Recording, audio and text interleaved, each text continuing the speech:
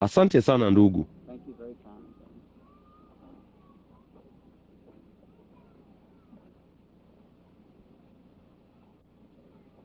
This supposed Je, to be hili my linapaswa kuwa shada langu la maua? Asante.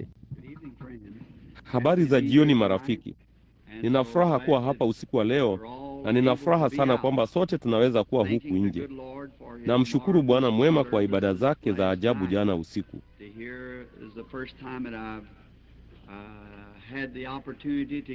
Kusikia ni mara ya kwanza nimepata fursa ya kuwa miongoni mwa watu kuwahubiria namna hiyo kwa muda mrefu na kuwahudumia. Na jana jioni nilipokuwa nikitoka, yule mvulana aliniambia akasema, hawapendi mimi kuwa na mkutano wa aina hiyo, kushuka chini kuwawekea watu mikono. Wanawazia tu labda, walisema wanapoitwa kutoka jukwani huwa ni 100%. Kisha akasema, unaliamini tu neno la watu kwake wakati huo. Nikasema, vema, wanayo imani, wanaamini. Ndipo nilipokuwa nikishuka chini kati ya viti vya magurudumu, nilifikiri ilikuwa ni Bili akitembea mbele yangu. Basi ikatokea niligeuka upande kuangalia, haikuwa Bili, ilikuwa ni yeye. Ndipo nilipoinuka, basi Bwana akaanza kutabiri na kusema, kutakuwako na wengine kwenye viti vya magurudumu ambao watapitia kwenye kusanyiko, wengine watoke nje. Huyo mvulana akasema, hilo litatukia. Nikasema, wewe tazama tu uone. Na hapo jana usiku, hiyo ni kweli. Hao ni watu 5 waliopooza kutoka kwenye viti vya magurudumu juma hili. Hilo ni jambo la ajabu analofanya Bwana wetu. Ninaamini atatenda makuu zaidi ya hayo usiku wa leo. Sivyo? Tunaamini ya kwamba atatenda. Sasa kesho usiku, kwa kuwa ni kumalizia kwa ibada hii, mmekuwa wazuri sana kwetu, nanyi mkatoka na kuketi katika hali ya hewa wakati kulikuwa na baridi na mvua. Nanyi mmekuwa wazuri sana sana, na siku zote tutawakumbuka. Nami nimekuwa na namna fulani ya mapambano ambayo ninyi ni vema mlikuwa wazuri, kwa sababu si kawaida mimi kuzungumza na watu hivi au kuhubiri na kisha kufanya wito wa madhabahuni na kadhalika. Ndugu Mo kwa sababu fulani hakufika, naye ndugu Agan Bright hakufika, lakini ndugu Tom kutoka Afrika Kusini, na mtakia heri, alikuwa mahali fulani hapa. Nilimsikia akisema amina muda mfupi uliopita. Huyu hapa anarudi. Na hiyo ilikuwa haimkini, huyo si yule mvulana mdogo aliyeitwa William Branham. Naam jamani, ndio mara ya kwanza nimekuona mwanangu. Wewe ni mvulana mzuri. Sasa natarajia kukuona nyumbani kwangu karibuni sana. Unaona? Naam, hilo ni jema sana. Najua nyote mnayafurahia mahubiri ya ndugu Tom. Pengine atakuwa kwenye kanisa fulani hapa kesho. Ndugu Bila anayeketi hapa labda atakuwa akihubiri mahali fulani asubuhi pia. Hawa wavulana wengine hapa nadhani wamepangiwa makanisa fulani. Sasa ninyi mlio hapa na katika ibada, wageni waliotutembelea, mbona tafuteni kanisa zuri mpate kwenda kanisani asubuhi. Wahudumu hawa wote hapa wanawakilisha makanisa haya ya Full Gospel kote huku au Macon hapa, na wangefurahi kuwa nanyi kanisani mwao. Na hata sijapata kukutana na yeyote wa hao ndugu, ila maskini ndugu Palma hapa. Wenda nilipeana mikono na baadhi ya ndugu hawa, lakini kama wote ni kama ndugu Palma, wao ni watu wazuri. Ninawaambia hilo, wao ni wazuri sana, ndugu wazuri tu. Na sasa tunatumaini kuwa kesho kutakuwa na ibada nzuri kote nchini. Simama kwenye wajibu wako wa kazi kesho. Sasa kesho asubuhi nenda kwenye shule ya Jumapili. Basi hebu tuone. Nadhani kesho alasiri ibada ziko hapa. Hiyo ni kweli. Kesho alasiri. Kesho usiku. Vema, waliibadilisha mpaka. Kisha ibada tayari umeitangaza nadhani. Vema. Ibada ziko hapa kesho usiku. Vema. Sasa Bwana abarikiwe, ndilo ombi letu aminifu. Sasa kwa ajili ya somo, ili kutafakari kwa muda kidogo, nasi tunataka kusema tena, tunamshukuru sana Bwana mpendwa kwa yote ambayo amefanya. Sasa ninaamini ya kwamba katika mkutano wowote wa Marekani wa siku nyingi hivi, kupata watu 5 waliopooza kuponywa katika mkutano mmoja, ninaamini hilo karibu ni kubwa tu kadri Bwana alivyotutendea mwaka huu mzima. Na sasa katika Afrika ama baadhi ya nchi zingine huko India ama kitu kama hicho ni tofauti, lakini hapa Marekani, kwa sababu kuna ibada nyingi zinazoendelea, na jambo moja, kamwe hatukai usiku 10. Kwa kawaida huwa tu huko angalau kuanzia siku 3 hadi 5 usiku, kisha tunaenda. Kwa hiyo ninasema tu kwamba kwa hilo mnaweza kuona au kujua kwamba ninaamini mna imani kuu, nami nina furaha sana. Walisema wengi wa watu wamekuwa wakitoa ushuhuda. Ndugu Wood na hao wengine walikuwa wakiniambia leo juu ya watu kushuhudia, na kila aina ya magonjwa na kila kitu yameponywa. Na watu kadha kwenye machela, siamini tuna kitanda ila kimoja hapa usiku wa leo. Mungu ameyamaliza tu magonjwa ya vitanda na kila kitu. Si ni ajabu hiyo? Aise, na jambo lingine, jana jioni wakati nikija jukwani, yapata mmoja wa kwanza kuja alikuwa na ugonjwa wa kusikitisha. Nimeona usiku wa siku chache zilizopita mwanamke aliyeketi na mtoto mchanga mwenye kichwa kilichojawa maji, nao huo hakuna kitu kinachoweza kufanywa kwake kwa njia ya utafiti wa matibabu kilichopo katika utafiti wa kisayansi kuwasaidia hawa jamaa wadogo. Hawajiwezi kabisa. Na maskini mama huyo alikuwa makini sana akimbeba jamaa huyo mdogo usiku baada ya usiku, huku yeye akilia. Niliendelea kumtazama maskini mtoto huyo na niliweza kuona shida ilikuwa nini. Na mara nyingi maono hunena, hata sisemi lolote kuyahusu. Jamaa huyu ametoka kunipigia simu dakika chache tu zilizopita, nami nilikutana naye katika mgahawa hivi majuzi usiku, na huko Bwana akaniambia shida yake. Alinipigia simu akasema, unajua kwa sababu nimekuona, kasema nimepata nafuu zaidi. Nikamwambia tatizo lako, nusura azimie, mwajua. Na kwa hiyo yeye jambo lilo hilo, inakubidi tu kuangalia, utaona litatokea tu kwa vyovyote vile. Kwa hivyo sio sana sana kama wanajua chochote juu yake, mradi tu unajua kati ya kwamba Mungu amesema itakuwa sawa. Kwa hiyo hilo la tosha. Unaona, si wazo la kwamba tunataka watu wajue, mradi tu Mungu anasema hivyo. Vema, amina, achana nalo tu. Na ikiwa unafikiri kuwatia moyo kidogo kungewasaidia, basi kwa kawaida unasema kitu. Lakini mtoto huyu mchanga akapitia jukwani, kichwa kikubwa mno kilichojawa maji, ameegemea maskini mama mdogo aliyechoka. Basi nilipomwekea mikono mtoto huyo, niliona ile nuru ikikizunguka moja kwa moja kichwa cha huyo mtoto, nami nikajua kitu fulani kitatokea. Kwa hiyo nikamuuliza huyo mama kama angempeleka mtoto nyumbani, na nilijua ya kwamba jambo fulani lilimpata wakati huo, kama ningekuwa na kitu cha kumthibitishia mama huyo. Lakini nikamwambia, nikasema, wewe mpeleke huyo mtoto nyumbani, naye aliishi nje ya mji. Ninaamini yeye alimwambia mahali fulani kama maili 100. Anasafiri kama maili 200 kila usiku kumleta huyo mtoto. Ndipo alipofika nyumbani nilisema, weka kamba ndogo kuzunguka kichwa chake na uipime hiyo kamba, na kisha uikate kamba hiyo. Halafu umfungie hiyo kamba moja kwa moja tena kesho usiku, na uniletee hicho kipande cha kamba kuonyesha kichwa cha huyo mtoto kimepungua kiasi gani katika na hii itakuwa kama saa 18 au 20. Basi hii hapa kamba yapata 1.5 ya ile kamba ambapo kichwa cha huyo mtoto kilipungua katika yapata saa 18. Sijui kama huyo mama yuko hapa mahali popote na huyo mtoto usiku wa leo. Lo, tayari yuko. Huyu hapa mama. Hiyo ni kweli. Vema. Mungu akubariki dada. Sasa sababu ya mimi kufanya hivyo dada ilikuwa hii, ili upate kutiwa moyo. Nimeombea mambo mengi ambayo sikuyapata, lakini siamini nikiwa mbele ya Muumba wetu usiku wa leo. Kwa uaminifu kabisa, nilimwomba Mungu jambo lolote kwa uaminifu hivyo, pasipo yeye kunipa au kuniambia kwa nini hangeweza kunipa. Mnaona? Sasa hiyo 1.5 ya huyo mtoto, kichwa cha mtoto huyo kimepungua katika yapata saa 18 au 20. Hiyo ni kuwatia moyo. Mnaona? Sasa endelea tu kuamini. Unaona? Sasa itafanya hivyo kwa yapata saa 72. Kisha utaona wewe endelea kukata kamba yako. Itakoma. Inaweza kuwa mbaya zaidi kwa muda kidogo. Haijalishi nini kitatokea, wewe endelea tu kuamini. Unaona? Na maadamu utaidumisha imani yako. Sasa kumbukeni, pepo mchafu anapomtoka mtu hutembea mahali pasipo na maji na kurudi tena pamoja na roho zingine 7 mbaya zaidi kuliko ilivyokuwa, na kama akiweza ataingia na kuchukua mamlaka, ndipo hiyo hali itakuwa mbaya zaidi.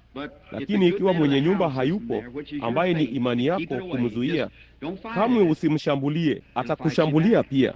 Kataa tu, mpuuze tu, hivyo tu. Endelea tu, sema tu imekwisha. Hilo la tosha kabisa. Naye mtoto wako atakuwa mzima.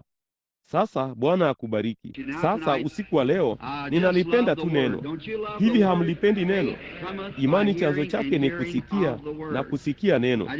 Ninataka tu kusoma somo dogo tu hapa usiku wa leo kwa ajili ya muktadha kidogo, nasi tunataka kulisoma kutoka katika Kutoka mlango wa 4, Bwana akipenda, na kuanzia kifungu cha 2.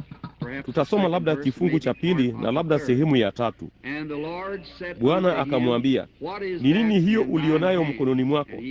Akasema, ni fimbo. Akamwambia, itupe chini. Akaitupa chini, nayo ikawa nyoka. Musa akakimbia mbele yake.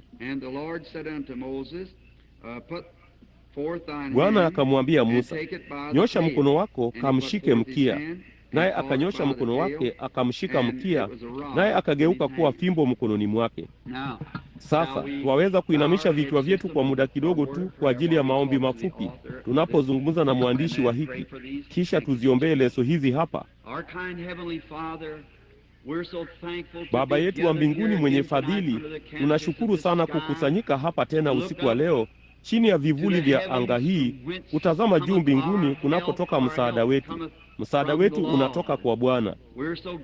Tuna furaha sana kujua kwamba yeye yu hai na anatawala leo, wala hajaliacha kanisa lake bila shahidi wa kufufuka kwake. Nasi tunashukuru sana usiku wa leo kwamba sisi kama vile wana wa Israeli tutakaozungumza habari zao, ikiwa ni mapenzi yako, katika dakika chache, jinsi walivyopita huku wamelemewa na mizigo yao na kuchungulia ndani ya jeneza la Yusufu na kuiona hiyo mifupa ikiwa imelala pale, wakijua ya kwamba Mungu alikuwa ameahidi kupitia kwa nabii ya kwamba siku moja wangeondoka. Basi usiku wa leo, kama mfano wa Yusufu, mfalme wa ufanisi, Bwana Yesu alifufuka katika wafu, naye yuko hai usiku wa leo hapa miongoni mwetu kama ushahidi wa kiungu kwamba siku moja tutaondoka kutoka katika ulimwengu huu wa taabu na dhambi, na alipo shetani na nguvu zake zote, ndipo tutakuwa huru kutoka kwake milele. Sasa Bwana, tunapoyatafakari maneno haya, naomba Roho Mtakatifu aje aingie katika neno, yajalia aligawanye kwa kila moyo sawasawa na mahitaji yetu usiku wa leo. Najalia tuseme kama wale waliokuja kutoka Emau wakati alipoumega mkate na kufanya jambo tofauti kidogo na lile mhudumu wa kawaida alifanya katika siku hizo. Alifanya hivyo kwa njia ambayo yeye peke yake angeweza kufanya. Na Baba, tunaomba usiku wa leo kwamba atafanya jambo lisilo la kawaida ambalo hatulioni kila siku katika kila ibada ya kidini, ili tu watu wapate kujua ya kwamba Bwana Yesu yeye yule yuhai kutoka kwa wafu usiku wa leo, akitembea huku na huko miongoni mwa watu, akifanya mambo yale yale aliyofanya wakati huo. Tujalie Baba, leso hizi zilizowekwa hapa zinawakilisha maskini, watoto wadogo, wagonjwa, baba, mama, watu wengi waliolala huko nje wakiteseka kwa sababu ya magonjwa na ukandamizaji wa Ibilisi. Na Baba, huku mikono ikiwekwa juu yazo kwa maombi, moyo wangu wote ninaomba ya kwamba utanisikia Bwana, na ujue unyofu wa moyo wangu tunapokemea kila roho mchafu, kila nguvu za pepo zinazowafunga watu ambao leso hizi zitawekwa juu yao. Ndipo leso hizi zitakapowekwa juu yao na wafunguliwe Bwana, na waende zao wakifurahi, na shetani afungwe na kutupwa katika giza la nje. Tujalie Baba, tusaidie sasa katika sehemu ijayo ya ibada hii, kwa maana tunaomba katika jina la Yesu. Amina. Sasa tunapotafakari kwa dakika chache hapa juu ya neno la Bwana, ninatumaini ya kwamba kila mtu atanini tu. Nitajaribu kuharakisha, kwa hivyo najua upepo unavumisha baridi kidogo na kwa wagonjwa, basi nitajaribu kuharakisha. Na labda kesho usiku kutakuwa na joto zaidi na tutakaa kwa muda mrefu zaidi. Hivi majuzi tukitoka tukiangalia juu, mimi pamoja na Bwana Wood tulikuwa tukishuka barabarani, nami nikaona wale wakulima maskini huku mahindi yao yamekusanywa tu. Nilikuwa nikilima kidogo pia, na matikiti maji na kila kitu, pamba inakauka. Nikaenda nyumbani nikasema, Mungu mpendwa, najua tuna ibada ya hadharani, lakini tafadhali wapelekee watu hao mvua, kwa sababu kweli wanahitaji mvua. Nami nikawaza tu juu ya ukuu wa Bwana Yesu, jinsi alivyoiruhusu mvua kunyesha kufikia kwenye hiyo ibada, ikatulia tulipokuwa na ibada, kisha kuwalowesha kweli kweli jana usiku, akaisimamisha kwa ajili ya usiku wa leo. Lo jamani, jinsi yeye alivyo wa ajabu! Anajua tu jinsi ya kufanya hivyo, sivyo? Nasi tunampenda tu sana kwa sababu hiyo. Anastahili sifa zote tu. Sasa usiku wa leo nataka kuzungumza kwa muda mfupi tu juu ya somo la ni nini hiyo ulionayo mkononi mwako. Sasa nini? Muktadha wetu usiku wa leo unahusu Musa, mtu ambaye alitumiwa na Mungu huko nyuma kuwakomboa wana wa Israeli kutoka chini ya utumwa wa Misri. Nao watu wengi usiku wa leo wa Mungu wako utumwani. Ninamwangalia ameketi hapa mama aliye na mvulana mdogo, inaonekana kama labda miguu yake midogo huenda imeenda kombo ama chochote kile. Analala karibu na mama yake. Jamaa mdogo anayeketi hapa kwenye kiti cha magurudumu, mtoto mdogo, labda amekuwa na polio ama chochote kile. Maskini mguu wake umefungwa kwa magango. Ninaona msichana mdogo ameketi hapa, msichana mdogo mrembo, anaonekana yuko katika ujana wake bado, na maskini baba mzee aliyepinda kwenye kiti cha magurudumu namna hiyo. Huo ni utumwa. Shetani amefanya hivyo. Huyu hapa ndugu mweusi ameketi hapa. Mtu fulani ameketi karibu naye akimshikilia au karibu naye. Basi angalia tu utumwa ambao shetani amewaletea. Naye Mungu ana nini tu? Anakupenda kama vile yeye alivyowapenda wale Waebrania. Na wakati Mungu alimtuma Musa huko chini, kwa sababu alikuwa ameahidi kwamba angekuja na kuwakomboa kwenye utumwa huo. Naye Mungu ameahidi katika siku hizi za mwisho ya kwamba angemtuma Yesu Kristo, Roho Mtakatifu katikati yetu, na angewaweka huru wagonjwa wote na wanaoteseka. Kwa maana imeandikwa, maneno ya mwisho aliyosema kabla ya kuondoka hapa duniani, alisema, enendeni ulimwenguni kote mkaihubiri Injili kwa kila kiumbe. Umbali gani? Hati wakati wa mitume, ulimwenguni mwote. Injili haijawahi kufika ulimwenguni mwote bado. Enendeni ulimwenguni kote mkaihubiri Injili kwa kila kiumbe. Aaminie na kubatizwa ataokoka, naye asiyeamini atahukumiwa. Na ishara hizi zitafuatana na hao waaminio. Kwa jina langu watatoa pepo, watanena kwa lugha mpya, watashika nyoka, au wakinywa vitu vya kufisha havitawadhuru. Wakiweka mikono yao juu ya wagonjwa watapata afya. Hivyo ndivyo Biblia ilivyosema. Yesu akipokelewa juu mbinguni, agizo la mwisho alilowahi kulitolea kanisa lilikuwa ni kuwaponya wagonjwa. Agizo la kwanza alilowahi kulipatia kanisa lilikuwa ni kuwaponya wagonjwa. Akawachagua watu wake 70 na watu wake 12 akawatuma na kuwapa mamlaka juu ya pepo wachafu, kuwatoa pepo na kuwaponya wagonjwa. Agizo la kwanza. Agizo la mwisho lilikuwa, nendeni ulimwenguni kote mkawaponye wagonjwa. Juu ya maandiko hayo, najua wanatheolojia wengi wameyajadili na kusema miongoni mwao kwamba hiyo Marko 16 ambapo nilikuwa nikinukulia kuanzia kifungu cha 9 na kuendelea haikuvuviwa. Inanikumbusha, siamini mimbara ni mahali popote pa kufanyia mizaha, wala siamini katika mizaha. Dumisha mimbara ikiwa safi. Mizaha ni ya huko nje. Lakini hili lilikuwa nukuu dogo tu ambalo lilikuwa la kweli. Nalo linaonekana kama linaweza kuwa ni mzaha, lakini sivyo. Kulikuwa na maskini jamaa mmoja katika sehemu yetu ya nchi ambaye alikuwa na wito wa huduma. Mama yake alikuwa bikizee mzuri sana, naye alimpeleka kwenye seminari apate kuwa mhudumu. Basi alipokuwa ameondoka kwenda chuoni na seminari akijifunza jinsi ya kuhubiri na kadhalika, vema mama yake alishikwa na mgonjwa sana.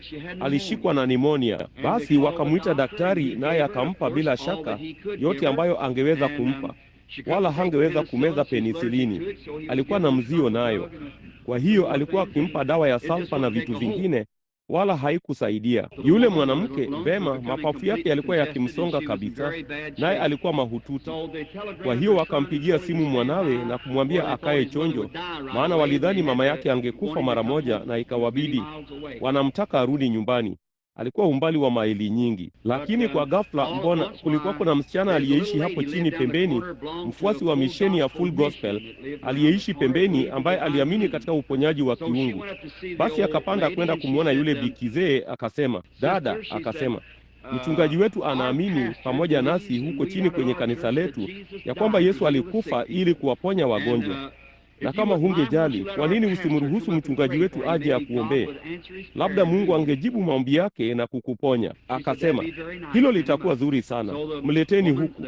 Kwa hiyo huyo mwanamume huyo akaja naye akamwombea, ndipo akapona. Yapata mwaka mmoja baadaye, mwanawe akarudi nyumbani, nao walikuwa wakijadili mambo baada ya kukutana. Akasema, mama, jambo lingine, akasema, sijawahi kusikia kile hasa daktari alikupa hata ukapona upesi sana uliposhikwa na nimonia nilipokuwa nikijiandaa kuja. Akasema, lo mwanangu, akasema, nilisahau kukwambia. Akasema, unajua ilipo ile misheni ndogo huko chini pembeni? Naye akasema, naam. Akasema, unajua huyo mama alikuja hapa na kuniambia mchungaji wake aje akaniombee. Kisha akasema, unajua alikuja na kusoma sehemu ya Biblia katika Marko mlango wa 16 na kusema, wataweka mikono juu ya wagonjwa nao watapata afya. Unajua Bwana akaniponya mara moja. Mbona? Akasema. Yule mvulana akasema, sasa sikiliza mama. Akasema, sasa hao watu hawana elimu. Akasema, unaona, hawaelewi. Akasema, kasema, hakuna kitu kama uponyaji wa kiungu. Kasema, hakuna kitu kama hicho katika Biblia. Kasema, huo ulikuwa katika siku zilizopita. Kasema, sasa katika seminari mbona tulijifunza ya kwamba Marko 16 kuanzia kifungu cha 9 na kuendelea haijavuviwa. Maskini yule mama akasema, vema, haleluya. Naye akasema, mama, mbona? Akasema, unajifanya kama hao watu. Naye akasema, naam, utukufu kwa Mungu. Akasema, vema mama, kwani una shida gani? Akasema, nilikuwa tu nikiwazia kama Bwana angeweza kuniponya kwa neno lisilovuviwa, angeweza kufanya nini hasa na lile lililovuviwa kweli, ikiwa sehemu hiyo haijavuviwa. Kwa hivyo hiyo ni kweli. Ninaamini yote imevuviwa, kila sehemu yake, na yote ni kwa ajili yetu. Kila sehemu ni yetu, hatuna haja wala kukosa chochote. Mungu ametupa kila kitu tunachohitaji katika safari hii, kimetolewa kwa ajili yetu papa hapa.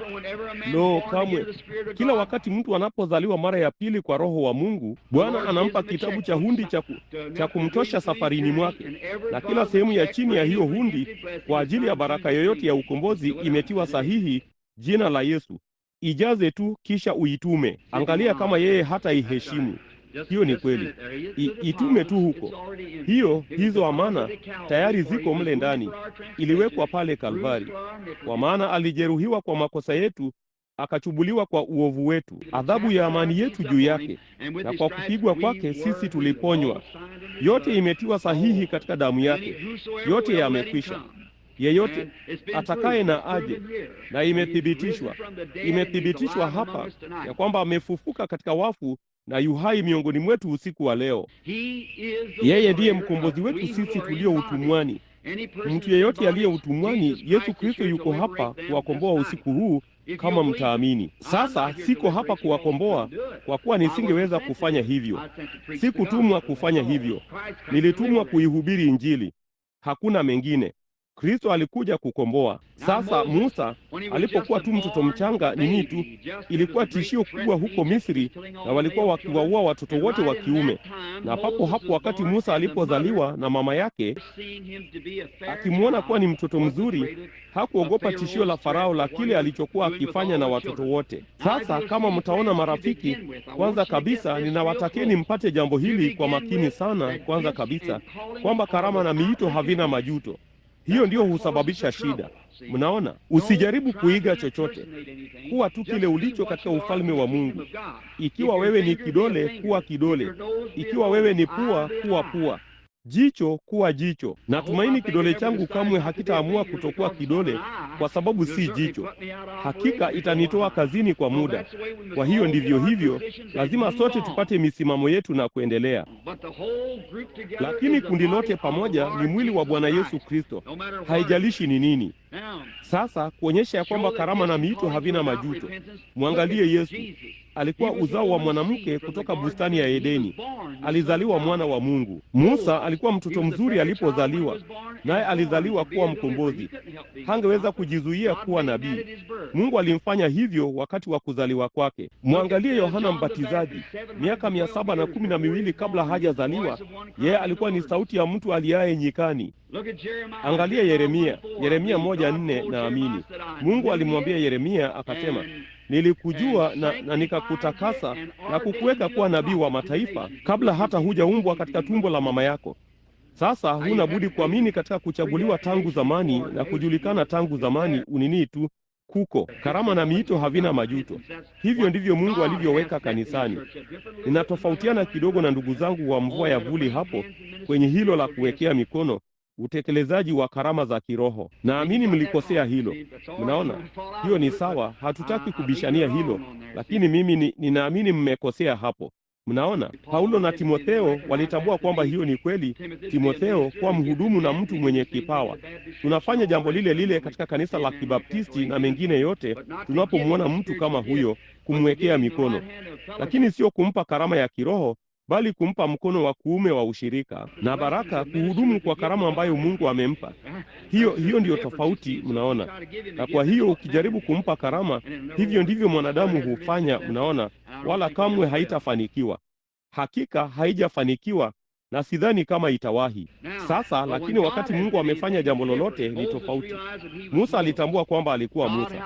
Mungu jinsi alivyomhifadhi na kumtunza. Na ndipo alipofikia umri mzuri, alifikiri watu hakika wangeelewa, wawe na nia ya kiroho kuelewa.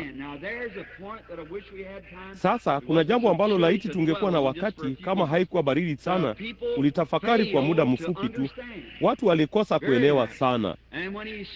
Ndipo alipomuua yule Misri, akidhani ya kuwa watu wangeelewa, watu wake mwenyewe, kwamba alitumwa kuwakomboa, lakini hawakuelewa. Sasa tunaona basi ya kwamba alikimbilia nchi ya Midiani, na huko akamuoa msichana Mkushi jina lake Zipora. Musa hapo mwanzo alikuwa na hasira kali sana. Tunajua hilo. Ilibidi Mungu aitoe ndani yake. Hivyo basi sisi, alimuoa msichana huyu na akawa mtumishi wa baba mkwe wake, kuchunga kondoo upande wa nyuma ya jangwa. Siku moja ninaweza kuwazia tu nikimwona mzee huyu sasa mwenye umri wa miaka 80. Alikuwa na watoto wawili waliozaliwa kwake huko juu. Na huyu hapa anashuka sasa akiwachunga kondoo, mchunga kondoo tu, mwanamume aliyetoka nje ya mapenzi ya Mungu na kumuua mtu, na huko nyuma sasa kama mchungaji wa kondoo. Lakini kama Mungu ametangulia kuchagua jambo lolote, lina hakika tu kutimia kadri Mungu alivyo mbinguni. Kwa hivyo litakuwa kwa vyovyote vile.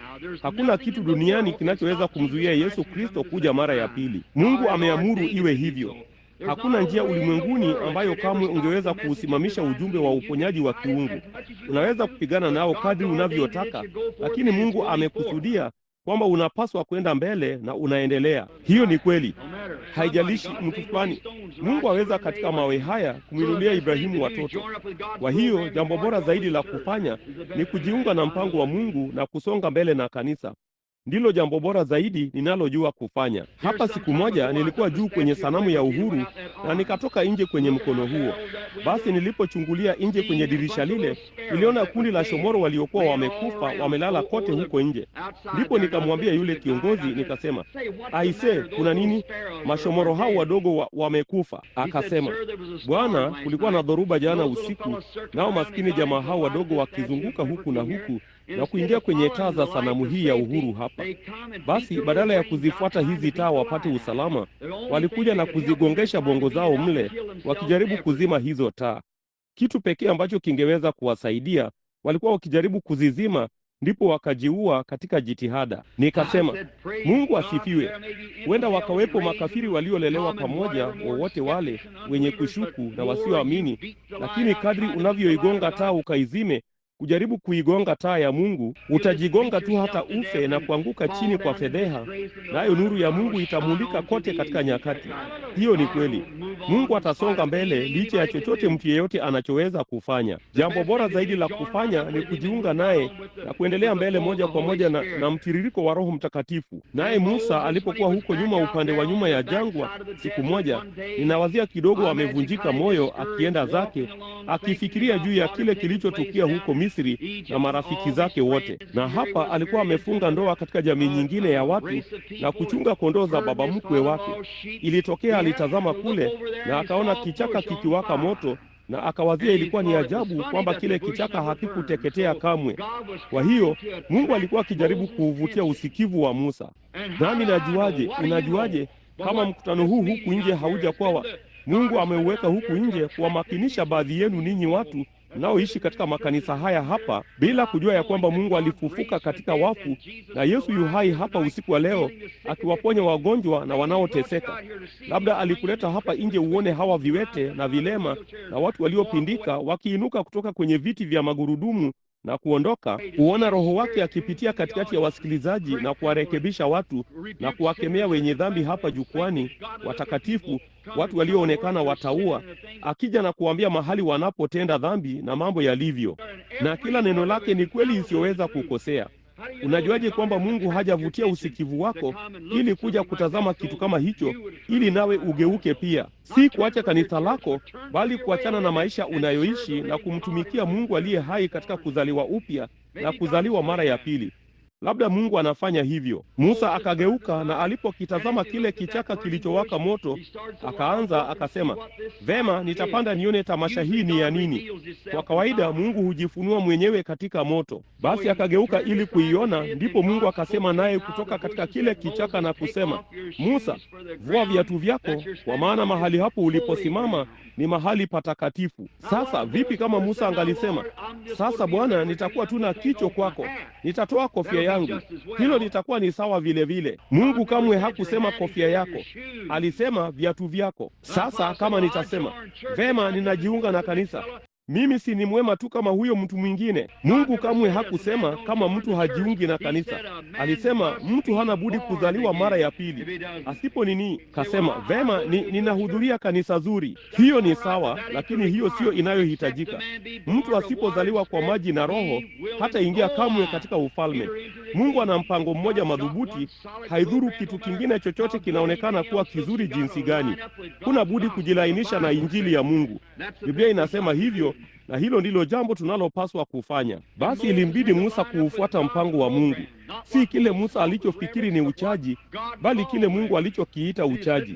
Basi akaketi chini, akavua viatu vyake, akapanda juu, akasema, nimesikia kilio cha watu wangu, nami nimeshuka, nami nitakutuma kule chini ukawakomboe. Mnajua Musa alilalamika, akasema, sasa tazama, mimi si mwepesi wa kuongea, siwezi kuongea vizuri sana, na ulimi wangu ni mzito na kadhalika.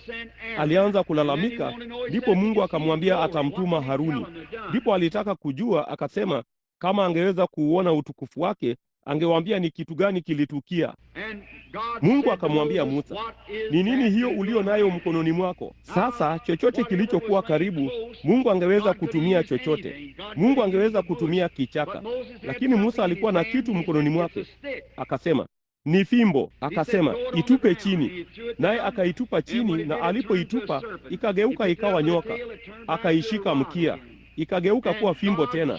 Naye Mungu akamwonyesha Musa kwa jambo hilo yale ambayo angeweza kufanya, ya kwamba yeye alikuwa angali ni Mungu aliye hai. Angeweza kuchukua ya asili na kuibadilisha kuwa ya kimbinguni.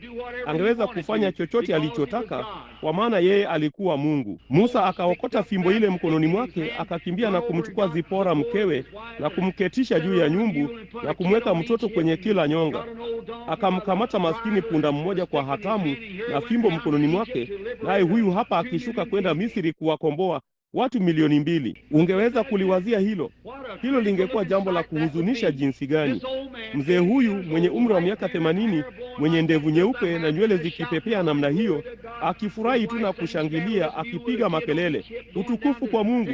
Mke wake ameketi kwa kumtagaa nyumbu huyu, akiwa na mtoto mchanga kwenye kila nyonga, akishuka kwenda kuiteka. Ungeweza kuwazia hilo? Unafikiri yale majeshi makubwa na askari wangesema nini siku hiyo? Vema, maskini yule mzee ameingia kichaa. Ulimwengu siku zote huwazia hilo, bali yeye alikuwa na neno la Bwana, nalo lilipaswa kutimia. Alikuwa na ahadi ya Mungu, naye alikuwa na maskini fimbo hiyo mkononi mwake, akiitikisa-tikisa. Sasa fimbo kavu ikienda kukabiliana na jeshi kubwa la Misri ambalo lilikuwa limeushinda ulimwengu katika siku zake. Maelfu mara maelfu ya magari, wapanda farasi, warusha mikuki, majeshi makubwa mno yaliyotumia mashine. Kama vile mtu mmoja angejaribu kukabiliana na Urusi siku hizi ama kitu kama hicho, labda angekabiliwa na mikasa mikubwa zaidi wakati huo. Naye Musa mwenye umri wa miaka 80 ninawazia ana upara juu na masharubu yakining'inia chini na nywele shingoni mwake, na huyo hapo akimwongoza nyumbu huyu akishuka kwenda kuiteka, na sehemu yake nzuri aliiteka. Hiyo ni kweli, kwa sababu Mungu alikuwa ametoa ahadi. Mungu anapoahidi chochote, Mungu anawajibika kutimiza ahadi yake. Mungu siku zote ataitetea. Sijali kile mtu yeyote asemacho juu yake. Mungu anaposema ni hivyo, ni hivyo. Itulize nafsi yako, mwili na nguvu juu yake, kwa maana Mungu anawajibika kwa neno lake. Amina. Ninashukuru sana kwa wimbo huo mdogo tunaoimba, kila ahadi katika kile kitabu ni yangu, kila mlango, kila kifungu, kila mstari. Ninatumainia upendo wake wa kiungu. Kila ahadi katika kile kitabu ni yangu. Ni kwa yeyote atakaye na aje ainywe hiyo chemchemi ya maji ya Bwana bure, bila pesa, bila gharama. Imelipiwa tayari. Mtu yeyote anaweza kuja na kunywa. Musa akishuka kwenda kuiteka, hiyo ilikuwa tamasha ya jinsi gani! Ndipo alipofika kule chini, alichukua maskini fimbo, ndiyo kitu pekee alichokuwa nacho mkononi mwake. Ndipo akaiteka Misri na akawaongoza wana wa Israeli na kuwalisha kwa fimbo ile ile mpaka wakaenda kwenye nchi ya ahadi. Amina. Maskini fimbo kavu. Huenda usiwe na mengi sana mkononi mwako, huenda hata usiweze kupiga mbinja, lakini chochote ulicho nacho mkononi mwako, mwachie Mungu akishike, naye atakibariki. Amina. Ikiwa huwezi kufanya zaidi ya kumshuhudia jirani yako, kama huwezi kufanya zaidi ya kuinua mkono wako useme, Mungu, ninakubali kila neno lake, chukua kilicho mkononi mwako na ufanye uwezavyo kwa utukufu wa Mungu. Kulikuwa na mvulana mdogo wakati mmoja alikwenda kumwona Yesu, naye alikuwa na biskuti ndogo 4 ama 5 na samaki mle ndani. Sasa katika mkono wa huyo mvulana mdogo hakikufaa sana, lakini mara kikiwa mikononi mwa Bwana Yesu Kristo, alikibariki na kuwalisha 5,000. Kitu kidogo ulicho nacho kinaweza kuwa ni cheche ndogo ya imani iliyo hapo chini, kwamba unaamini kwamba alifufuka katika wafu. Haifai sana kwako, lakini ifungulie wakati mmoja katika ushuhuda. Inaweza kuwa ndiyo sababu ya mamia ya watu kumjia Bwana Yesu Kristo. Kama umeketi hapo mgonjwa au kilema, nawe una chembe ndogo ya imani, iachilie usiku wa leo na useme, Bwana Yesu, hii ndiyo tu nilionayo, kulitumainia neno lako, nami huyu hapa naja. Ni juu yako kuyashughulikia mengine yote. Mungu atakuambia mengine yote pia. Wewe iachilie tu na umruhusu yeye aichukue. Yesu aliachilia atomi ya aina gani basi? Alichukua samaki, hakuwalisha tu kwa samaki wabichi au samaki walio hai, aliwalisha samaki waliopikwa na mkate uliookwa. Amina. Alipoipata sijui. Hata hivyo yeye aliwalisha nao wakala. Kama vile jamaa mmoja alivyosema si muda mrefu uliopita, alisema, kwani unaamini hadithi hiyo kuhusu Eliya kuketi kule juu pamoja na kunguru? Nikasema, naam Bwana, ninaamini kila neno lake. Hiyo ni kweli. Walidhania Eliya alikuwa mwenda wazimu akiwa ameketi juu ya mlima kule, naye alikuwa akinywa maji kila alipotaka. Nayo ile jamii na watu wa tabaka la juu kule chini walikuwa wakifa kwa njaa, halafu wakamuita mwenda wazimu. Naye alikuwa na hali bora kuliko watu wengi. Alikuwa na watumishi weusi ambao walimbebea chakula kila alipokuwa na njaa. Hiyo ni bora zaidi kuliko watu wengi wanaoketi hapa usiku wa leo. Hiyo ni kweli. Kila wakati aliposhikwa na njaa, huyu hapa kunguru anakuja na sambusa na kumpa, akaruka akaondoka. Alipiga magoti akanywa maji alipotaka. Alikuwa katika mapenzi ya Mungu. Aliliamini neno la Mungu. Amina. Hilo tu ndilo unalopaswa kufanya, ni kuamini neno lake. Mtu fulani alisema, sasa ndugu Branham, unamaanisha kweli kwamba kunguru huyo alimletea sambusa? Nikasema, naam Bwana. Akasema, vema, huyo kunguru aliipata wapi? Nikasema, sijui. Kunguru aliichukua na kumletea Eliya, naye akala. Nikasema, hivyo ndivyo ilivyo kwa Roho Mtakatifu. Ulikuwa ukinidhihaki nikipaza sauti. Nikasema, siwezi kukuambia ilikotoka. Roho Mtakatifu huileta. Ninaila tu na ninaipenda na ninaishi kwayo. Sijui inatoka wapi, lakini naipata. Hilo ndilo jambo pekee ninalojua. Maadamu yeye anaileta, niko tayari kuichukua. Amina. Aise, huyo jamaa atatembeaje huku haendi kwa daktari? Siwezi kusaidia hilo. Mungu anaposema hivyo, atafanya kwa vyovyote vile. Wewe tazama tu. Ni wajibu wa Mungu kulishughulikia neno lake. Yeye huliangalia apate kulitimiza, na yeye anawajibika kwake, naye atafanya hivyo katika kila jambo. Amina. Kwa mwanamume yeyote au mwanamke atakayethubutu kuliamini neno lake, lo jamani, hiyo ni kweli. Naam Bwana. Musa alishuka akaenda kule, naye akafanya vile hasa Bwana alivyomwambia afanye, ukichukua tu kile ulicho nacho mkononi mwako na kumwachia Mungu. Sasa kulikuwa na jamaa mdogo wakati mmoja baadaye kidogo kutoka pale, jina lake Daudi, maskini mvulana mdogo mchungaji aliyeishi mlimani akiwalisha kondoo wa baba yake, lakini alijua baraka za Bwana zilikuwa juu yake. Kwa hiyo alijua ya kwamba Mungu alikuwa pamoja naye. Basi siku moja wakati majeshi ya Israeli yalipokuwa yamekusanyika kupigana na Wafilisti, mbona Yese baba yake alisema, sasa nitakutuma kwa ndugu zako, wapelekee zabibu na kadhalika, ndipo uende ukaone jinsi ndugu zako wanavyoendelea. Wavulana wawili wakubwa walikuwa vitani. Basi Daudi akatoka, nanyi mnajua alipofika kule aliona tamasha. Wafilisti walikusanyika upande mmoja na Israeli upande mwingine. Sauli ameketi pale, urefu wa futi 7 inchi 4 ama chochote kile, jamaa mkubwa mno anayeonekana wa kifalme. Lakini ng'ambo ya lile bonde, ng'ambo ile kulikuwa na jeshi la Wafilisti, nao walikuwa na mpinzani mkuu ama bingwa mkubwa, jina lake Goliathi. Jamani, alikuwa yapata urefu wa futi 9 na inchi 4, naye alikuwa mtu wa jinsi gani! Naye Ibilisi anapojua kwamba amekushinda kidogo, basi hakika atajigamba kwako kama akiweza. Basi akatoka ubavuni mwa kilima huko akasema, nitawapa pendekezo ninyi jamaa wote, hebu tusisababishe umwagikaji wowote wa damu. Mnaona, yeye ni mkubwa, naye alikuwa anawashinda wote. Hivyo akasema, ninyi jichagulieni mtu huko katika majeshi ya Israeli na aje huku na kupigana nami, ndipo nikimuua, basi ninyi nyote mnatutumikia sisi; akiniua, basi tutawatumikia ninyi.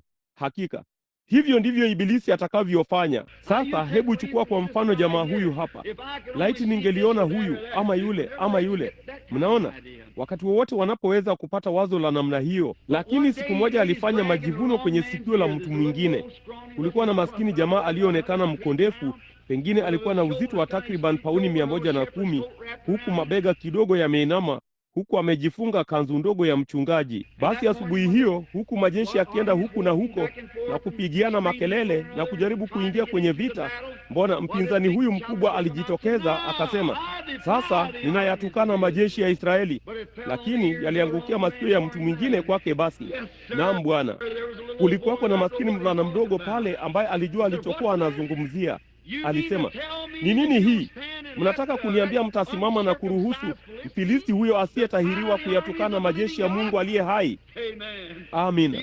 Alijua alichokuwa anazungumzia.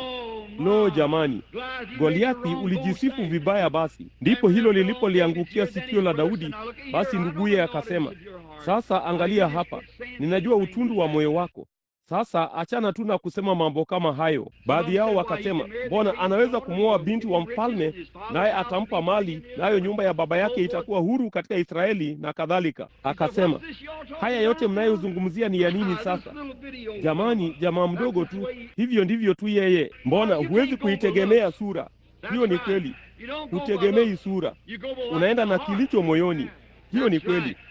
Ukienda kwa sura, mbona Israeli wangelikuwa na wakati mgumu sana walipodhania wangeweza kupata maji kutoka kwenye mwamba. Hapo ndipo mahali pakavu zaidi palipokuwapo nchini. Lakini Mungu alisema, nena na mwamba. Hicho ndicho kitu kilicho na maji. Ndipo wanasema siku hizi, ikiwa kuna kitu kama uponyaji wa kiungu, ungekuwa katika baadhi ya makanisa hayo makubwa ya kale. Hayo ndiyo tu unayowazia. Unaona, hiyo ni kweli. Labda ndipo mahali pakavu sana ulipowahi kuona, lakini kuna maji pale kama utanena nayo tu. Amina. Sasa na watakeni muone. Ndipo wakati Daudi, ninaweza tu kumwona akienda kule, naye akasema, wakamleta mbele ya mfalme. Kasema, sasa ngoja kidogo hapa. Kasema, mpandishe huyo kijana hapa juu. Akamwendea. Siku hiyo Sauli alimuita barobaro. Hapana shaka alikuwa maskini jamaa aliyekonda. Mnajua, mabega madogo yaliyosinyaa kidogo, akitembea huku amekodolewa, maskini, macho maangavu. Akasema, vema, sikiliza, huwezi kupigana na huyo. Akasema, moyo wa mtu yeyote usizimie ndani yake kwa sababu ya jitu hili. Kasema, mtumishi wako ataenda kule na kupigana naye. Lo jamani, napenda ujasiri huo. Nanyi je, kwa nini? Tutaona katika dakika moja kwa nini alikuwa na ujasiri huo, ni nini kilileta tofauti hiyo. Naam Bwana. Akasema, nitaenda kule na kupigana na jitu hilo. Na hapo Sauli, yule mtoto mchanga mkubwa, ameketi pale juu, karibu sana kutoshana na jitu, na anadhaniwa kuwa mfalme katika Israeli na haya yote. Halafu ameketi pale akiogopa kwenda kupigana naye. Inanikumbusha wengi wa watu hawa leo ambao hawaamini katika uponyaji wa kiungu. Wanadai kuiamini Biblia na halafu watamwacha tu ibilisi awakanyagie chini chochote kile. Ninaamini katika ujuzi wa mtindo wa kale wa Roho Mtakatifu wa kuzaliwa mara ya pili wenye shina uliokufa maradufu. Ninaamini katika kitu kinachomfanya mtu kuwa hai, kinamtia ujasiri na moto. Hiyo ni kweli. Itamfanya asimame ana kwa ana na ibilisi juu ya ahadi yoyote ya kiungu ya Mungu na kuiita kweli, haijalishi inaonekanaje. Maskini kijana Daudi, mbona alisema, huwezi kufanya hivyo? Akasema, wewe acha niende. Akasema, sasa unajuaje kwamba unaweza kufanya hivyo? Akasema, angalia hapa, nitakwambia jambo fulani. Nimekuwa na ujuzi fulani. Huo ndio unaohitajika siku hizi, ni mtu ambaye amekuwa na ujuzi. Daudi akasema, nimepata ujuzi. Akasema, nilikuwa nikichunga kondoo wa baba yangu huko nje, ndipo simba akaingia, dubu akaingia na kumkamata mwanambuzi ama mwanakondoo mdogo na kukimbia naye. Kisha akasema, nilimfuatilia na kumpiga kichwani kwa kombeo, ndipo nilipoanza kumpokonya huyo mwanakondoo kinywani mwake, akainuka nami nikamuua. Akasema, Mungu aliyemtia huyo simba mikononi mwangu na dubu mikononi mwangu, akasema, ni zaidi sana vipi atakavyomtia huyo Mfilisti asiyetahiriwa. Hiyo ni kweli. Basi Sauli akasema, njoo hapa nami nitakufanya mhubiri halisi wa kikanisa. Basi kwa hiyo anampeleka kule, naye anamvalisha vazi kubwa la vita na helmeti yake na kila kitu, akaivuta chini ya masikio yake madogo, na hebu wazia akichungulia nje pembeni, huku amevaa silaha kubwa mno, wala asingeweza kusogea. Kamwe asingeweza kwenda mbele. Hiyo ndiyo shida ya watu siku hizi. Mtu anapopata wito mdogo moyoni mwake kwenda kuhubiri Injili, inakubidi kumpeleka kwenye mojawapo ya hizi seminari kubwa ama chochote kile kule, na kumpiga na kumwondoshea mhubiri wote na kuingiza baadhi ya theolojia hii ya kilimwengu ndani yake namna hiyo, na kumwondolea mhubiri wote aliye ndani yake, kisha umwambie aende. Si ajabu hawezi kuamini. Jamani, amefungwa nira kabisa na ulimwengu. Haleluya! Tunapaswa kutoka na kumtikisa baadhi ya Roho Mtakatifu wa mtindo wa kale na kuziyeyusha kabisa nyumba hizi za maiti. Tunachohitaji hapa ni huyo. Amina. Naam Bwana. Maskini Daudi hapo akavaa nini zake. Alikuwa na degree yake ya BA, mwajua, na LL yake na L maradufu D na DD, mwajua, amevaa zote. Alisema, sijui chochote kuhusu mambo haya. Sikuwahi kuthibitisha chochote. Sijui hizo ni nini. Kasema, siwezi kufanya hivyo. Naye Sauli akagundua upesi sana ya kwamba vazi lake la kikanisa halikumwenea mtu wa Mungu. Amina. Hiyo ndiyo shida ya watu siku hizi. Ukivua tu maskini mavazi hayo ya kikanisa na kuinama, afadhali niwe na ujuzi wa kale. Ni afadhali kijana wangu angekutana na mtu ambaye hajui abache zake na kumpeleka hapa nje ubavuni mwa kilima karibu na kisiki cha kale mahali fulani na kumwombea sana apate ujuzi wa kale wa Roho Mtakatifu, kuliko kumpeleka shule zote zilizoko nchini ambazo zingeondoa nguvu za Mungu na baraka za Mungu maishani mwake. Amina. Hiyo ni kweli. Naam Bwana. Na hapo Daudi akakiangalia kitu hicho akasema, sijui lolote kuhusu hiki. Sijui jinsi ya kusema amina na doksolojia zote na mambo hayo yote namna hiyo. Sijui mnavyofanya hivyo. Kasema, acheni niende na kile ambacho tayari nimethibitisha kuwa ni cha kweli. Haleluya. Hivyo ndivyo ninavyosema. Ninajua nilipoenda kwa mwangalizi wangu mkuu, nikamwambia malaika wa Bwana alikuwa amekutana nami, akasema, Bili, nenda nyumbani. Ulikuwa na jinamizi. Akasema, mbona unamaanisha ukiwa na elimu ya darasa la 7 utawaombea wagonjwa kisha uende ukawaombee wafalme? Nikasema, hivyo ndivyo alivyosema. Kasema, utafanyaje hilo? Nikasema, sijui, lakini limenifikisha umbali huu. Yeye ataniongoza. Mungu anaweza. Yeye aliyeitoa hiyo ahadi ataitimiza. Akasema, mwanangu, naona afadhali urudi. Unahitaji kupumzika. Sikuhitaji kupumzika. Nilihitaji kwenda kazini. Nilikuwa nimepumzika kwa muda mrefu sana wakati huo. Hiyo ndiyo shida ya watu wengi sana siku hizi.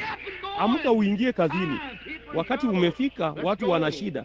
Hima, twendeni tuwapeleke kwa Bwana Yesu haraka. Tunaona hapo kwamba tunamwona maskini Daudi alisema, sasa tazama, sijui chochote kuhusu nini yako, digrii zako zote, wala sijui chochote kuhusu silaha zako na vitu vyote ambavyo ninyi jamaa mnapigana kwavyo na kugombania na kuzozania, lakini najua jambo moja, nimeliamini maskini kombeo hili la kale.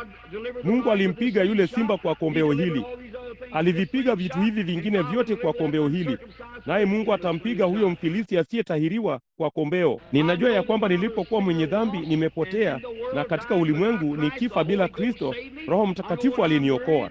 Ninajua ninapochoka, Roho Mtakatifu hunichangamsha.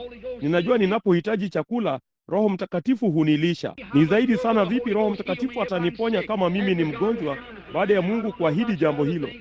Sijui kuhusu mambo yako mengine, lakini najua Mungu ametoa ahadi, na ni ahadi ya Mungu, na Mungu atadumu na ahadi yake. Ni nini hiyo ulio nayo mkononi mwako? Daudi akasema, kombeo. Amina. Utapiganaje na lile jitu huko nje lenye mkuki wa futi 15 ama 20? Usingeweza kumkaribia. Akasema, nililithibitisha hili, najua kile hili litafanya. Hiyo ni kweli. Mwanamume ama mwanamke akipata kuzaliwa kwa Roho wa Mungu, aliyewahi kumpokea Roho Mtakatifu, wanajua hilo litafanya nini. Sijui yale mabishano yenu yote na shule zenu zote zitakayofundisha, ila ninajua jambo moja, ya kwamba litafanya yale Mungu aliyosema lingefanya. Maskini Daudi alikuwa amemjua Mungu kwa njia ya maumbile. Akiwa huko nje akiendelea, alizungumza juu ya maji matulivu na majani mabichi. Alimwona Mungu katika hali yake ya kale, Mungu katika maumbile yake akitenda kazi. Mungu yuko katika maumbile. Je, huamini hilo? Hakika yeye yuko. Ninapenda tu kumwangalia katika machweo ya jua, kumwangalia katika kukua kwa maua, kumwangalia wakati jua likichomoza. Hapa siku moja nilikuwa juu milimani ninakoenda ninapochoka sana hata siwezi kwenda mbele zaidi. Nami nilienda kule kwenye majira ya majani kupukutika kuwinda, nami nilikuwa nikiwinda kulungu. Ilikuwa karibu mwisho wa majira ya kupukutika. Tulikuwa huko nyuma kabisa, kwa sababu theluji ilikuwa haijashuka kulisukuma hilo kundi chini. Nami nilikuwa juu sana, ama karibu na mpaka wa msitu. Na mwishoni mwa mwaka, huko juu kabisa kwenye milima mirefu, inakuja theluji itaanguka kidogo, kisha mvua inyeshe kidogo, na kisha jua linachomoza. Mnajua jinsi inavyokuwa mwishoni mwa mwaka. Basi nilipokuwa nikienda mbele, si kuwapiga wanyama risasi, si lingine ila nipate kuwa mbali peke yangu. Ninapenda kwenda mbali pamoja na Mungu. Kila mwanamume na mwanamke, hiyo ndiyo shida. Unapaswa kutumia muda mwingi kila siku badala ya kuzunguka na kukimbia huku na huko. Unapaswa kuwa huko nje mahali fulani ukiomba na kumtafuta Mungu. Amina. Na huko juu nilikuwa nikitembea, ndipo dhoruba ikatokea, nami nikaingia nyuma ya mti namna hii. Nami nilikuwa nimesimama nyuma ya mti huku pepo zikivuma. Palikuwa ni mahali wazi pale hata hivyo. Kwa hiyo basi, baada ya dhoruba kwisha, nilitoka nyuma ya ule mti, nilikuwa nimeilaza bunduki yangu chini. Nami nikatazama, ndipo nikaanza kusikia kundi la kulungu mbali sana mbele yangu. Walipotea katika dhoruba. Walikuwa wakiitana. Mama yangu ni nusu Mhindi, na hiyo ya kutosha tu kwamba ninapenda tu huko porini.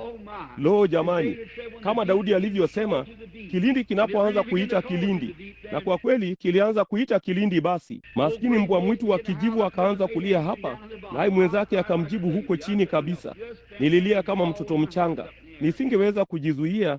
Nilisimama tu pale na kuguta, huku nikiwa nimeinua mikono yangu hewani. Nikatazama huko nje, ndipo jua likachomoza huko nyuma kabisa kwenye upeo wa macho wa magharibi, likipenyeza jicho lile kubwa lionalo kote.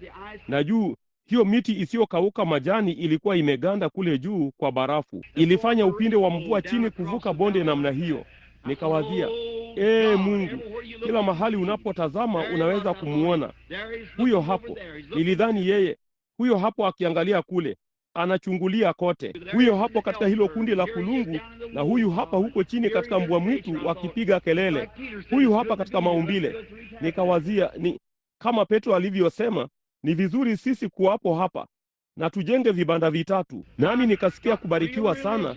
Ndipo nikazunguka mti huo mbio tena na tena, nikipiga mayowe kwa sauti yangu yote, nikipiga tu mayowe na kurukaruka kwa nguvu nilivyoweza. Kama mtu angalikuja huko, wangetaka kunipeleka kwenye taasisi ya wenda wazimu, wakifikiri kuna mwenda wazimu huko msituni. Lakini nilikuwa yapata maili 35 au 40 kutoka kwenye ustaarabu. Nilikuwa peke yangu na Bwana, nikiwa na wakati mzuri. Nikatazama juu, nikauona huo, nikawaza, naam, upinde ule wa mvua. Mungu alimpa huo Nuhu. Alionekana mithili ya upinde wa mvua, kama jiwe la yaspi na akiki, wa kwanza wa mwisho, yeye aliyekuwepo, aliyeko na atakaye kuja, shina na mzao wa Daudi, ile nyota ya asubuhi. Nami nikazunguka na kuzunguka mti huo tena, kwa nguvu tu nilivyoweza kwenda, nikipiga makelele tu kwa sauti yangu yote. Ndipo kuchakulo mdogo wa misonobari, sijui kama ninyi ndugu mmewahi kumwona mmoja ama la, lakini maskini kuchakulo wa misonobari alikuwa ameketi pale juu ya kisiki, akaanza kwe kwe kwe kwe kwe kwe kwe, kana kwamba atanirarua vipande vipande. Nikawazia, maskini huyu jamaa mdogo anasisimkwa na nini? Alikuwa akipayuka payuka tu hivyo. Nami nikatazama kule, nikawaza, labda ananiogopa. Na hivyo basi ikatokea, niliangalia, na kutoka chini pale upepo ulikuwa umemwangusha chini tai mkubwa. Naye tai huyo mkubwa alipojitokeza, huyo ndiye maskini yule kuchakulo alikuwa akimbwekea. Aliruka juu ya tawi namna hiyo, naye maskini yule kuchakulo akaruka nyuma katika kupayuka payuka kwake. Nilimtazama tai huyo mkubwa, nikawaza, sasa Bwana, hivi nilimtisha yule tai akatoka huko. Nilikuwa nikipaza sauti sana. Kwa hivyo nilimtazama na kuwazia, sasa wewe umemweka hapa mbele yangu nione jambo fulani. Sijui ni kwa nini ulimleta tai huyo mbele yangu. Niliendelea kumtazama. Lo, alikuwa ndege mkubwa mno. Nami niliona macho yake makubwa ya mahameli yakitazama huku na huko. Nikawazia, vema, kuna jambo moja ninalokupendea jamani. Hilo ni, wewe ni jasiri, huogopi. Kisha nikawazia, kwa nini huna hofu? Hilo ndilo ninalotaka kujua. Kwa nini huogopi? Hivi huniogopi? Nami nikamtazama, mwajua, naye angeyakung'uta hayo manyoya huku na huko, mwajua, na kutembea huku na huko kwenye gogo hilo, akitazama pande zote. Akamwangalia kuchakulo huyo wa misonobari, kisha akaniangalia. Nikasema, jamani, unajua ningeweza kukupiga risasi. Akaniangalia tu na kuendelea, mwajua, akikanyaga kwa kishindo huku na huku. Hakuwa akisumbuka sana. Nami nikawazia, kwa nini huogopi? Kisha nikatokea kusema, sasa nitasoma Bwana, kwa nini? Sasa ninakuona pale kwenye upinde wa mvua. Nilikuwa nikisikia kundi la mbwa mwitu. Ninakuona huko katika machweo ya jua. Mbona? Je, wewe uko katika tai yule? Nami nikamwangalia yule jamaa kidogo, nikawazia, naam, sababu ya yeye kutoogopa, anayasogeza manyoya hayo huku na huku. Mungu alimpa jozi ya mbawa, naye anajua ya kwamba kabla sijaishika hiyo bunduki mkononi mwangu, angekuwa kwenye vile vilele vya miti, wala nisingeweza kumpiga risasi. Nikasema, utukufu kwa Mungu. Nikawa na kipindi kingine, mimi huyo hapa, nikaanza kukimbia. Nikawazia, hiyo ni kweli. Mradi unaweza kumhisi Roho Mtakatifu karibu nawe, yanayotokea yanaleta tofauti gani? Achilia kila kitu, chochote kiwezacho. Maadamu unaweza kumhisi karibu nawe, jua yeye yuko hapa. Mtu fulani alisema, Ndugu Branham, hivi huogopi kwamba utafanya kosa usiku mmoja? Nikasema, hapana, si maadamu ninaweza kumhisi yeye. Hapana Bwana, atakapoondoka nitaondoka jukwani, lakini maadamu yeye yuko pale. Nikamtazama jamaa huyo kwa dakika chache. Ninatoka tu kwenye somo langu hapa, lakini nataka kuwaambia hili. Nilipomtazama pale kidogo, baada ya muda kidogo, alichoka kumsikiliza maskini kuchakulo yule wa misonobari. Kwe kwe kwe kwe. Ndipo akafanya tu mruko mmoja mkubwa mno namna hiyo. Alikuwa moja kwa moja juu ya hivyo vilele vya miti, mapigo kadhaa kwa mabawa yake. Naye kamwe hakupiga mbawa zake mara nyingine. Alijua tu jinsi ya kuweka mbawa zake. Nami nikamwangalia. Kila wakati upepo ungeingia, angepanda juu. Kila wakati upepo ungeingia, angepanda juu. Akazidi tu kwenda na kwenda na kwenda na kwenda mpaka akawa chembe ndogo. Nilisimama pale na kupiga kelele kwa sauti yangu yote. Nikasema, naam Bwana, ndivyo hivyo, ndivyo hivyo. Si kuruka na kujiunga na Methodisti halafu kurudi kwa Baptisti, kisha kuelekea kwa Presbiteri, kuliendea la Pentekoste, Assemblies, umoja, kote kote namna hiyo. Ni kutandaza tu mbawa zako. Haleluya!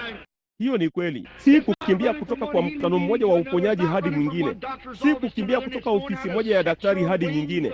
Ni kujua jinsi ya kutandaza mbawa zako za imani katika nguvu za Roho Mtakatifu.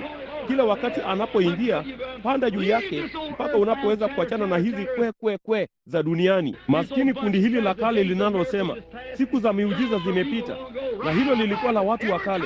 Panda juu yake. Kila wakati Roho Mtakatifu anapoingia ndani, shikiza mbawa zako ndani yake na utoweke, uendelee mpaka mbingu za mbingu. Mwache maskini huyo nani wa duniani anayeketi hapa nyuma na kusema, vema, ninaamini siku za miujiza zimepita. Ninaamini kuwa watu hao wanawazia hivyo, wamerukwa tu na akili. Panda tu juu yake. Amina. Usipige mbawa na kuruka. Weka tu mbawa zako. Acha Roho Mtakatifu akunyakue. Endelea mbele tu hadi utoweke. Naam, siku moja kule juu nilikuwa nikichunga ng'ombe. Ilitokea sikuona kitu kuhusu jambo lingine kuhusu tai. Maskini mama tai anapotengeneza kiota chake, hukitengeneza kwa vijiti vikubwa na kadhalika, nacho kinavunda kando kando. Kwa hivyo tai wadogo wanapojifunza kuruka, nilikuwa nikiona, nikashikiza, nikafungia hatamu za farasi wangu kwenye tawi, nikaenda kule. Nilikuwa na darubini nikitazama tu. Nikamwona yule mama tai mzee huko juu kabisa, alikuwa akifanya jambo fulani, akipiga mbawa hewani. Nikamlenga kwa darubini yangu na kumwangalia, maana tulikuwa tunawashusha ng'ombe. Ndipo nikatazama mle ndani, nikamwona jinsi alivyokuwa akiwatoa nje hao vifaranga. Naye akaendelea kuwasukuma huku na huko hao vifaranga wa tai huko juu. Ndipo baada ya kitambo kidogo akawabeba wote kwa mbawa zake, naye akawatoa tu kutoka kwenye kiota hicho kinachovunda, akashuka bondeni, naye akatandaza mbawa zake kubwa chini namna hiyo. Basi alipofanya hivyo, hao vifaranga wote wa tai wakashuka na kuanza kutembea huku na huku. Mara ya kwanza walipowahi kukanyaga nyasi, jamani, kama hawakuwa na wakati mzuri. Nikasema, Bwana, kama huo si uamsho wa mtindo wa kale wa Roho Mtakatifu, sijawahi kuona mmoja maishani mwangu. Hiyo ni kweli. Nikasema, watazame kutoka kwenye maskini kiota hicho kinachovunda huko juu, mwajua, ambapo maskini ile harufu ya kale na vichomi na kadhalika. Hivyo ndivyo Mungu anavyofanya. Anakuinua juu kwenye mbawa za tai na kukutoa katika mambo ya kale yanayovunda ya ulimwengu, akakuingiza mahali hapa ambapo mambo yote yanawezekana, huru uwezavyo kuwa. Amina. Kisha nikawaona wakikimbia huku na huku, wakinyakua funda la nyasi hapa na kukimbia kule, kunyakua funda hapa na kucheza, wakiwa tuna wakati mzuri sana, bila lawama hata kidogo.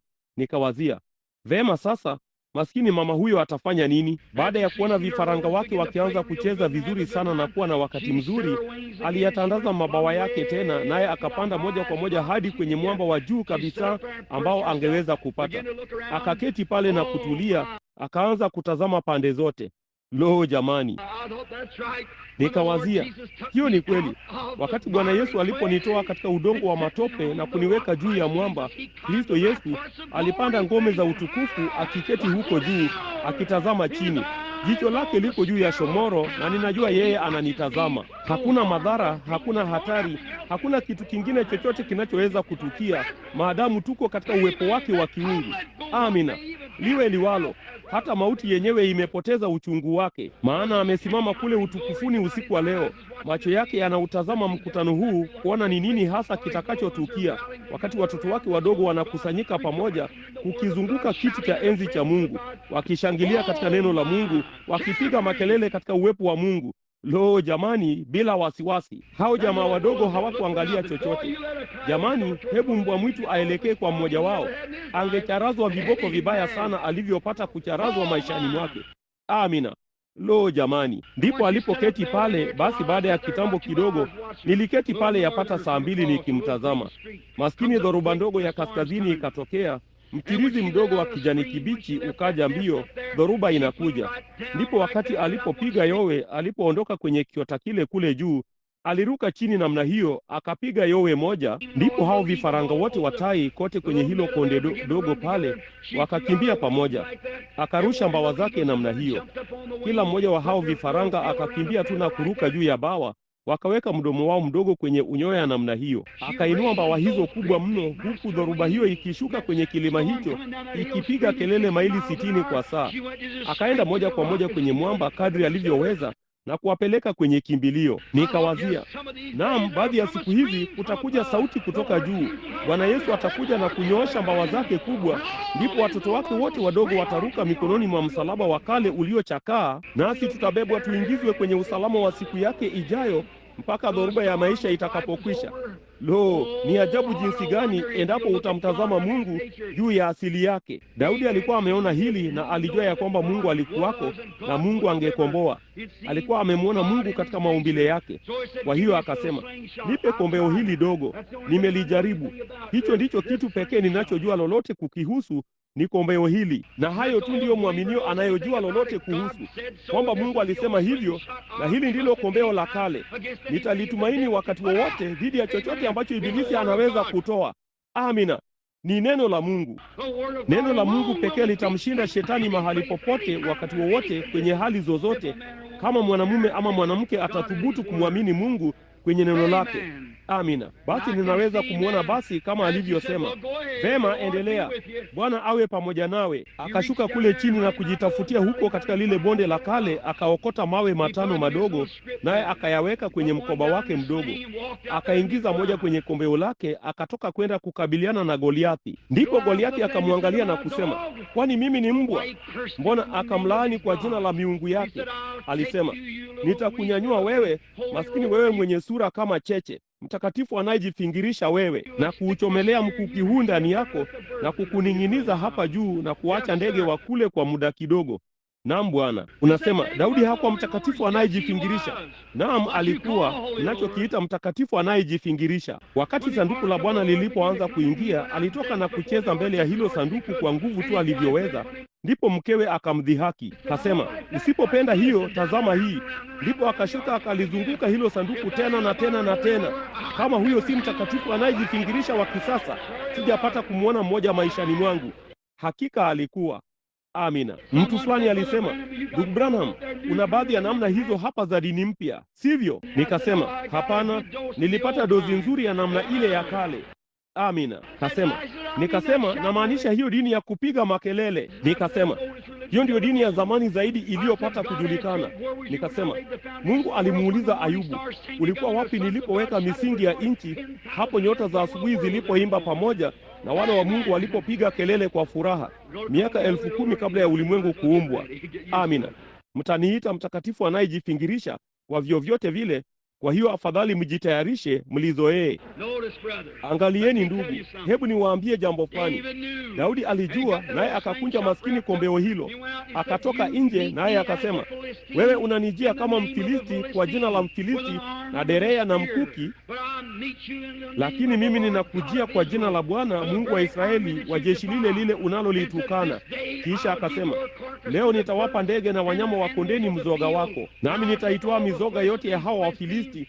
Kisha ndipo maskini jamaa yule akaanza kumkaribia. Sasa mwangalieni Daudi alipokimbia, akavuka kijito hiki kidogo, akavuka kukabiliana naye. Basi alipofanya hivyo, alikuwa na nini mkononi mwake? Hiki hapa alichokuwa nacho Daudi. Alikuwa na mawe 5, EMANE, katika vidole 5 vilivyozungushiwa YASU. Huyu hapa anakuja, mawe 5 katika vidole 5, imani katika Bwana Yesu. Nalo hilo jiwe likaenda moja kwa moja kwenye fuvu la kichwa la maskini jitu hilo, naye Daudi akambwaga chini, kisha akakikata kichwa chake. Naye alipofanya hivyo, alitazama pande zote. Ndipo wengine wote wakaona kilichofanyika, wakajipa moyo na kuchomoa panga zao na kuanza kupigana na Wafilisti hadi ukutani, wakawakatakata. Hapa miaka michache iliyopita nilipoanza kwa mara ya kwanza, karibu hapakuwa na mtu yeyote aliyehubiri juu ya uponyaji wa kiungu. Walipomwona mbunge Upshaw na wengi wao wakiponywa, ninawaambia, Wapresbiteri na Wamethodisti na Assemblies of God, na hao wote walijipatia mmoja na wengine wakajipatia mmoja. Church of God likajipatia mmoja, Oral Robert, na hayo mengine yakajipatia mtu mwingine. Basi ndugu, tumekuwa tukiwakata Wafilisti kutoka kulia kwenda kushoto. Haleluya! Kwa sababu kila moyo unajipa ujasiri usiku wa leo, wala nusu haijapata kusimuliwa bado, kwa maana Yesu Kristo mwana wa Mungu ameahidi. Je, una nini mkononi mwako usiku wa leo? Chochote ulicho nacho kitumie kwa utukufu wa Mungu. Ninaweza kumwona jamaa mmoja kule chini, jina lake Samsoni. Alitoka huko nje siku moja, na Wafilisti walikuwa wamefanya madhara kidogo kule, wakafunga mikia ya mbweha wengine, wakateketeza nafaka zao zote. Kwa hiyo Waisraeli hao wakaja na kumkamata, wakasema, hatuna budi kukupeleka kwa Wafilisti. Nao wakampeleka kule, wakamfunga kwa kamba na kumleta huko chini. Nao Wafilisti walikuwa wanataka kumdhulumu. Basi alipofanya hivyo, Roho wa Bwana akaja juu yake. Amina. Hilo ndilo lililoleta tofauti. Alipohisi Roho wa Bwana akimjia, hakuwa na chochote mkononi mwake. Ndipo akatazama chini, na hiyo hapo mfupa wa taya ya nyumbu. Basi akauchukua mfupa huo wa taya mkononi mwake na kuwaua Wafilisti 1,000. Amina. Huo ndio tu aliokuwa nao. Haikumbidi kwenda mbele na kusema, sasa ngojeni, hebu niupeleke mfupa huu wa taya kule chini, nikaupime nione kama utastahimili hilo shinikizo au la. Hakuwa na muda wa kuyawazia mambo hayo yote. Dharura ilikuwa imeingia. Wafilisti walikuwa wamemvamia. Jambo pekee aliloweza kufanya ni kuokota mfupa wa taya na kupigana. Hakukuwa na lingine. Na usiku wa leo huna wakati wa kukimbia na kuyawazia mambo haya yote.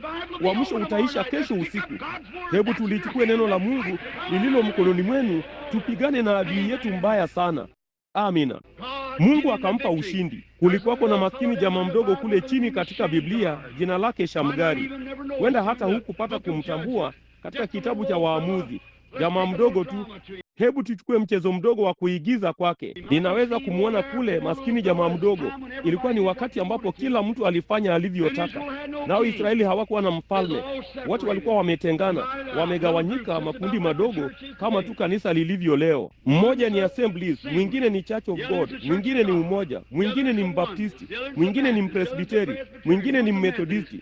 No jamani, tusipopapenda hapa tunaenda hapa na hapa na hapa na no jamani, sielewi mimi mwenyewe. Na kisha wanapoingia mle, na walichohitaji kile tu walichohitaji wakati huo kidogo kilikuwa ni ukombozi wa mtindo wa kale. Ndicho tunachohitaji siku hizi.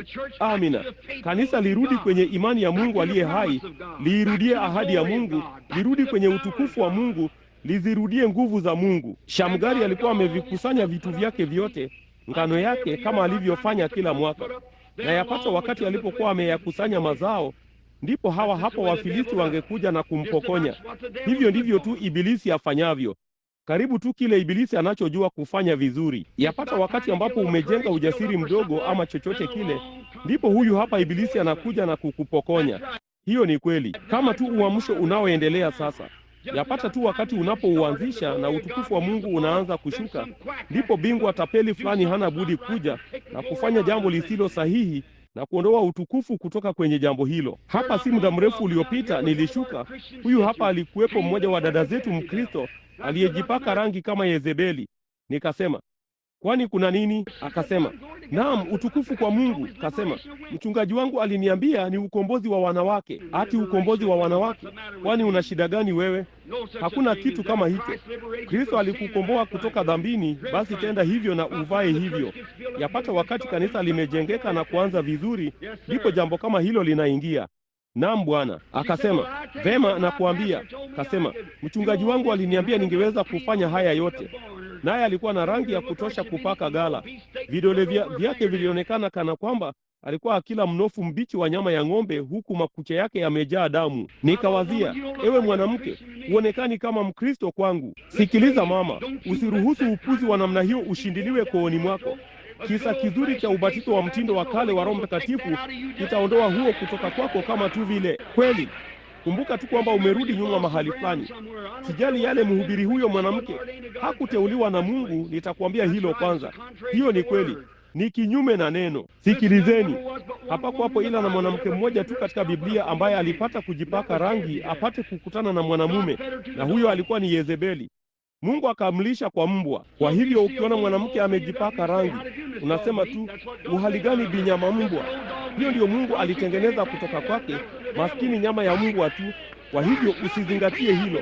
Hilo ni la Ibilisi kweli, ambapo anapaswa kuwa ajisafishe na kutenda kama vile Yakobo alivyomwambia mkewe na binti yake, jifanye kama unavyopaswa kuwa.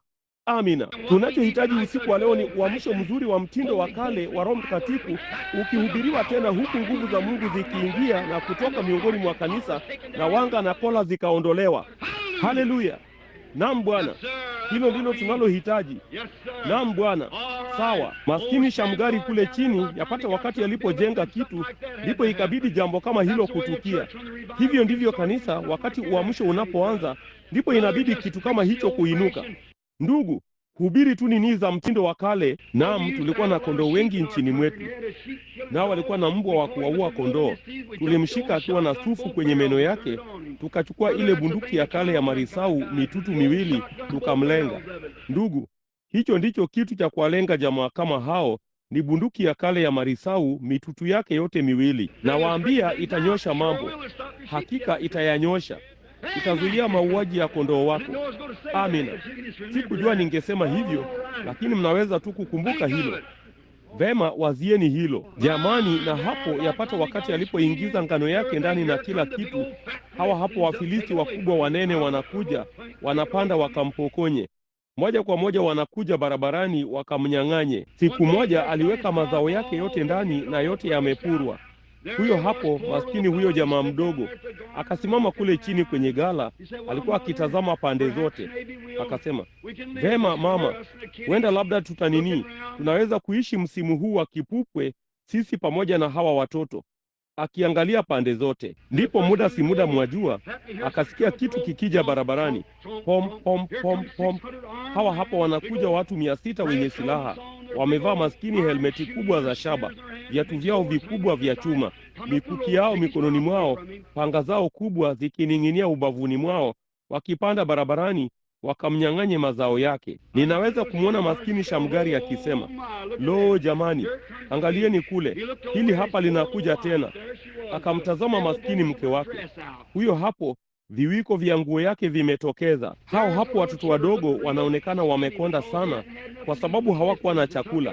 Wafilisti walikuwa wamekichukua. Hiyo ni kama vile Wakristo wengine wanavyoonekana usiku wa leo, kitu kinachoonekana duni kuitwa mwaminio, Mkristo aliyezaliwa mara ya pili. Amina. Hana imani ya kutosha kutonesha herufi E kama ilikuwa ni wino. Hiyo ni kweli. Lo jamani, msimwache ibilisi aje huku na kuondoa utukufu wa Mungu kanisani na kumtuma mchungaji wenu huko akapate DD hizi zote na kurudi na kusimama na kusema amina kama ndama anayekufa. Mnachohitaji ni dini ya mhubiri wa mtindo wa kale ya huko msituni, ya anga bluu, ya kuua dhambi, ambayo itahubiri ukweli na kusimama juu ya kile ambacho Mungu alisema kwamba ni kweli na kuwakomboa watu. Amina. Mimi sio mkorofi, simaanishi kuwa, lakini ndugu, wakati umewadia wa kuleta kufanywa nyeusi nyeusi na nyeupe nyeupe. Naam Bwana, mtamleta Mungu katika kambi yenu, nanyi mtasikia kelele tena katika kambi ya mfalme mtakaporekebisha jambo hilo. Amina. Sasa angalieni, na huyu hapa maskini mzee Shamgari alikuwa amesimama akitazama nje dirishani. Hawa hapa Wafilisti wanakuja. Kasema, lo mamangu, angalia huko. Maskini msichana wake mdogo akilia. Ninaweza kumwona akiweka mikono yake chini akisema, baba, hatutakuwa na chakula chochote msimu huu wa kipupwe. Ndipo basi ninamwona mama, na hapo anaanza kulia. Mnajua, Shamgari alitazama pande zote, kamwe hakujua la kufanya. Akatazama pande zote, akasema, nisingeweza kupigana. Mimi si mpiganaji, wala sina wakati wa kutoka na kujifunza jinsi ya kupigana na kufanya mazoezi haya yote na kadhalika. Sina wakati wa kufanya hivyo. Lakini ilitokea, aliangalia hapo pembeni, palisimama maskini konzo la ng'ombe. Mnajua konzo la ng'ombe ni nini? Ni maskini fimbo kubwa yenye ncha ya shaba ya kuwagonga ng'ombe waingie langoni, jambo la kwanza, na halafu kuchokora uchafu kwenye jembe walipokuwa wakilima nalo. Maskini konzo la ng'ombe limewekwa hapo. Hicho ndicho kitu pekee ambacho angeweza kutia mkononi mwake. Lakini mnajua nini? Sisemi alikasirika, lakini hasira yake ya haki ilipanda. Naam Bwana. Ndugu, nitakwambia ni nini hiyo iliyo mkononi mwako? Si kitu ila konzo la ng'ombe. Naye akasema, mimi si mpiganaji, siwezi kufanya hivi. Sina mafunzo yoyote. Lakini hakuwa na wakati wa kufanya mafunzo yoyote. Kitu pekee alichohitaji ni Roho wa Mungu juu yake. Aliruka kutoka kwenye dirisha hilo akiwa na Roho wa Mungu juu yake na kunyakua konzo hilo la ng'ombe na kuwaua Wafilisti 600. Amina. Tunachohitaji siku hizi si kwenda kwenye seminari na kujifunza kama Marko 16 ni ya kweli au la. Ndugu, watu wanakufa. Jambo tunalopaswa kufanya ni kutoka sasa hivi. Sio kama utapigana au la, ni kusimama. Naam Bwana. Alijua ya kwamba alikuwa Mfilisti. Alijua kwamba hao walikuwa ni Wafilisti wasiotahiriwa. Kwa hakika kama ninavyojua kwamba ugonjwa huo, maadamu unajua una shida ya moyo, hata shida yako iwe nini, tunajua ni ya Ibilisi. Naye alijua ya kwamba yeye alikuwa Mwisraeli. Alijua ya kwamba alikuwa ametahiriwa. Alijua alikuwa na haki ya ile ahadi. Alijua ya kwamba Mungu angeahidi kumbariki. Kwa hiyo akashikwa sana na hasira yake, ndipo akanyakua hilo konzo la ng'ombe, akaingia kazini. Tunachohitaji usiku wa leo ni kuamini, ndugu yangu, kwamba wewe ni mtoto wa Mungu, nawe unayo haki kwake, na ahadi ni yako. Chochote kilichoko mkononi mwako kichukue. Anza kumshambulia Ibilisi kutoka upande mmoja hadi mwingine. Amina. Nawe utaona ya kwamba manyoya yataanza kuruka, Ibilisi atashindwa, nawe utatokea mzima tena. Ni nini hiyo ulio nayo mkononi mwako? Unasema, ndugu Branham, sina kitu mkononi mwangu. Unaweza ukawa na kadi ya maombi. Angusha kitu hicho ardhini na usimame katika jina la Yesu Kristo na useme, ninamchukua Kristo kama mponyaji wangu usiku wa leo. Haleluya. Unaweza kuwa na katekismo ndogo imetokeza mkononi mwako, huku ukitaka kunichunguza ujue kama ninasema kweli au la. Tupilia mbali kitu hicho na usimame katika jina la Yesu Kristo na kubatizwa kwa Roho Mtakatifu, kisha uende kambini. Amina. Naam Bwana. Wenda ukawa na lundo la kanuni ndogo za imani unazopaswa kukariri asubuhi kabla hujaenda kanisani, na ujifunze hizo upate kuzikariri. Tupilia mbali kitu hicho na upate kujazwa moyo na Roho Mtakatifu. Amina. Angusha kitu hicho na uchukue kilicho mkononi mwako. Chochote kilicho mkononi mwako kichukue na ufanye nacho vizuri uwezavyo kwa ajili ya utukufu wa Mungu. Amina. Masala ale nilikuwa hili hapa karibu saa 4, na tuombe. Baba yetu wa mbinguni, hakuna mengi mkononi mwetu, lakini Mungu, si kile kilicho mkononi mwetu, ni kile wewe unachoweza kuweka mkononi mwetu. Mungu, tunahitaji imani usiku wa leo. Chukua ujumbe huu mdogo usiku wa leo Bwana, na uweke moyoni mwa kila mwaminio, na uwajalie kujua kwamba haijalishi jinsi mtu huyo alivyo dhaifu, bado wana Kristo karibu. Nami ninaomba ya kwamba utatoa baraka hizi kuokoa waliopotea, kuwajaza na Roho Mtakatifu wale walio nje ya Kristo, na kupata utukufu kutokana na ibada hii. Katika jina la Yesu ninaomba. Huku vichwa vyenu vimeinamishwa, na shangaa tunapofanya wito huu wa madhabahuni kwa muda kidogo tu. Najua haya ni mahubiri makali ya mtindo wa kale, yaliyosuguliwa yakapunguzwa, yakishamba yawezavyo kuwa, lakini ndugu, unayahitaji wakati mwingine. Hiyo ni kweli, unayahitaji. Sasa sijui kama kuna mtu yeyote hapa usiku wa leo si mwenye hadithi ya kuhuzunisha apate kulia na kuendelea. Sikilizeni, kutakuwa na watu wengi zaidi watakaodanganyika na hilo kuliko kitu chochote nikijuacho. Siendi mbinguni kwa sababu mama yangu alienda huko. Ninaenda kwa sababu Yesu Kristo alikufa ili niweze kwenda huko. Nataka kumwona mama yangu hakika, lakini sina budi kuja kwa Kristo, si kwa sababu mama yangu alienda, bali kwa sababu nimekuja kama mwenye dhambi na ungama dhambi yangu na ikubali njia iliyoandaliwa na Mungu. Hiyo ni kweli. Sasa hivi wewe usiku wa leo unasema, mimi ni mwenye dhambi mhubiri, na ninataka unikumbuke katika maombi. Ninainua mkono wangu kwako kuomba kwamba utanikumbuka katika maombi kama mwenye dhambi. Je, utainua mikono yako popote kusanyikoni? Mungu awabariki pande zote. Jamani, jamani, jamani. Juu kabisa kwenye ulingo karibu na ushoroba. Je, kunaye mahali popote humo ndani? Naam, naona mikono yenu. Kote huko Mungu anaiona pia.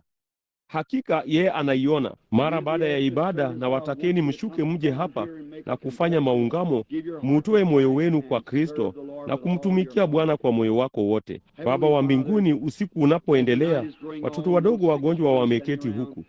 Ninaomba Mungu mpendwa kwamba rehema zako zitamiminwa katika mioyo yetu sasa hivi. Naomba somo hili dogo la ni nini hiyo ulionayo mkononi mwako. Kwa Musa si kitu ila ni fimbo kavu. Kwa Daudi si kitu ila kamba mbili ndogo pamoja na kipande cha ngozi ndani yake, kombeo. Kwa Samsoni si kitu ila mfupa mkavu wa taya ya nyumbu. Mungu, Shamgari si kitu ila konzo la ng'ombe mkononi mwake, fimbo yenye kipande kidogo cha shaba nchani mwake, naye akawaua Wafilisti 600. Si shujaa, si mpiganaji, bali mtu katika agano. Baba wa mbinguni, hivi usiku wa leo Bwana, hutamchukua kila mmoja mkononi mwako? Lijalie Bwana na uifungulie imani mioyoni mwao. Pia naomba Roho wako Mtakatifu afanye mambo mengi kwa wingi sana usiku wa leo Bwana, wanapongojea. Jana usiku nilifurahi sana kukuona ukiwafanya vipofu kuona na viziwi kusikia na wenye dhambi kuja kwako. Na Mungu, mambo haya yote makuu uliyofanya, waliopooza kukunjuka na kutoka kwenye viti hivyo na kutembea huku na huko katika jina la Bwana. Bwana Mungu, wewe ni mkuu, nasi tunakushukuru kwa ajili yake, na tunaomba ya kwamba utamwokoa kila mtu usiku wa leo anayeinua mikono yake. Jalia wasipotee kamwe, lakini jalia huu uwe usiku ambao watakupokea wewe. Watu 100 ama 200 hasa wameinua mikono yao, nami ninaomba ya kwamba utamwokoa kila mmoja wao kwa ajili ya Yesu, kwa kuwa ni katika jina lake tunaomba. Amina. Walituma Biblia milioni 1 kwa Wayahudi hawa. Wamekuja hivi punde kutoka huko chini Iran, Iraq na huko chini nchini kule. Mliyasoma, mkasoma kwenye hayo magazeti jinsi ambavyo walileta mamilioni ya Wayahudi. Tungekuwa na wakati wa kuingia katika jambo la kinabii, na wale Wayahudi wanaorudi, nina picha yao wakiingia mle mahali ilipopigiwa, wakitoka kwenye meli, wakitoka kwenye ndege, wakiwabeba walemavu wao na viwete wao na vipofu wao. Basi wakawakaribia. Yule mtu aliyeipiga picha hii, ndugu Agan Bright, na hao wengine ambao wanatarajiwa hapa mkutanoni, alikuwa amewauliza akasema, nyote mnarudi kwa sababu gani? Ni nchi ya wenyeji wetu. Kasema, ili mpate mahali penu wenyewe, mpate kufia kwenye nchi ya wenyeji wenu. Wakasema, hapana, tunarudi kumwona Masihi. Lo, ninyi walimu wa unabii, laiti mngalijua hiyo ilikuwa ni nini. Wakati injili hii itakapotoka kwa mataifa imwendee Myahudi, mataifa amekwisha. Ni wakati wa mwisho. Na kwa hiyo wakawapa Biblia. Walituma milioni 1 huko. Wayahudi hao wakaanza kusoma maagano hayo, wakayamaliza. Kamwe hawakujua Yesu alikuwa hapa. Hawakupata kusikia lolote kuhusu jambo hilo. Wamekuwa chini kule tangu ule uhamisho wa Babeli, utumwa. Nao wakasema, ikiwa huyu Yesu mnavyomwita ndiye Masihi, hebu na tumuone akifanya ishara ya nabii jinsi alivyofanya hapa katika Biblia hii, nasi tutamkubali. Sisi sote tutamkubali kama atakuja na kufanya ishara ya nabii. Tutamkubali. Ndugu, lo jamani, nilikuwa katika maili 100 kadhaa kutoka kwake majuma machache yaliyopita, lakini Roho Mtakatifu akanizuia bado kidogo. Lo, jinsi ningependa kuwakusanya wao milioni kadhaa na kusema, ninatoa changamoto kwamba katika jina la Bwana Yesu, kama hatafanya ishara ya nabii, ni wangapi wenu mahali papa hapa watamkubali kama mwokozi binafsi? Ndipo basi watakapofanya hivyo, nitasema, mahali papa hapa ndipo baba zenu wa mwanzoni walipoupokea ubatizo wa Roho Mtakatifu, na ishara zile zile alizofanya Yesu zitajirudia tena vile vile, hasa mlivyoisoma katika Biblia. Hawataki kuwa, Mungu wao ni Mungu mwenye nguvu. Mungu wao hafi. Ni yeye yule jana, leo na hata milele, nao wanaamini hilo. Angalieni, Yesu alipokuwa hapa duniani hakudai kuwa mponyaji. Watu wengi walimjia ambao hawakuponywa. Mara nyingi labda alipelekwa kwa wafu, na wazia kuna maelfu waliokufa alipokuwa hapa duniani. Hakuwafufua ila 3. Huo ni uthibitisho. Alipita kwenye birika la Bethesda ambapo watu walikuwa wamelala, walemavu, viwete, vipofu na waliopooza. Kamwe hakumponya hata mmoja wao. Akamwendea mtu aliyekuwa amelala juu ya godoro, akamponya. Akaondoka akawaacha hao wengine wamelala pale. Mtu aliyejaa wema, aliyejawa na imani, Mungu mwenyewe Imanueli hapa duniani akiishi miongoni mwetu. Yeye alisema, sifanyi lolote mwenyewe. Walipomuuliza katika Yohana Mtakatifu 5:19, yeye alisema, amin amin nawaambia, mwana hawezi kutenda neno mwenyewe, ila lile amuonalo Baba analitenda, ndilo alitendalo mwana vile vile. Sasa yafuatilie maisha yake katika Biblia, uone kama haikuwa kila wakati yale Baba aliyomuonyesha. Yesu alisema, si mimi nizitendaye kazi hizo, ni Baba yangu akae ndani yangu, yeye huzitenda kazi hizo. Wakati Filipo alipoongoka akaenda akamwona Nathanieli, akamleta. Ilikuwaje? Alisema, njoo umwone yeye niliyempata, Yesu wa Nazareti, mwana wa Yusufu. Akasema, laweza lolote jema kutoka Nazareti? Alipokuja kumwona Yesu, alienda mstarini kama huko nje. Yesu akamwangalia. Huenda alikuwa kwenye mstari wa maombi, nijuavyo mimi. Lakini akafika alipokuwa Yesu akiwaombea wagonjwa. Akamwambia, alipomwangalia Yesu alimwangalia akasema, tazama Mwisraeli ambaye hamna hila ndani yake. Lo, akasema, ulipataje kunitambua Rabi? Akamshangaza. Mbona? Yeye akasema, kabla Filipo haja kuita, ulipokuwa chini ya mti nilikuona. Akasema, wewe ni mwana wa Mungu, wewe ni mfalme wa Israeli. Akapanda kupitia njia ya Samaria. Alikuwa anaenda Yeriko, bali alipanda kuzunguka Samaria juu kabisa ya kilima. Akaketi chini, akawatuma wanafunzi wake. Mwanamke Msamaria akatokea, alimwona pale akichota maji. Baba alikuwa amemwambia aende kule. Hakumwambia kile ambacho kingetokea, alisema tu nenda huko juu. Kwa hiyo akamwona yule mwanamke pale, naye akasema, nipe maji ninywe. Akasema, sio kawaida kwa Wayahudi kuomba Wasamaria kitu kama hicho, hatuchangamani. Akasema, lakini kama ungejua ni nani unazungumza naye, ungeniomba mimi maji unywe. Alifanya nini? Aliendelea na mazungumzo hata akaishika roho yake. Ndipo alipoishika roho yake, lililokuwa tatizo lake, akasema, nenda kamuite mumeo. Akasema, sina yeyote. Kasema, umesema vema, maana una watano, naye uliye naye sasa siye wako. Akasema, naona ya kuwa wewe ni nabii.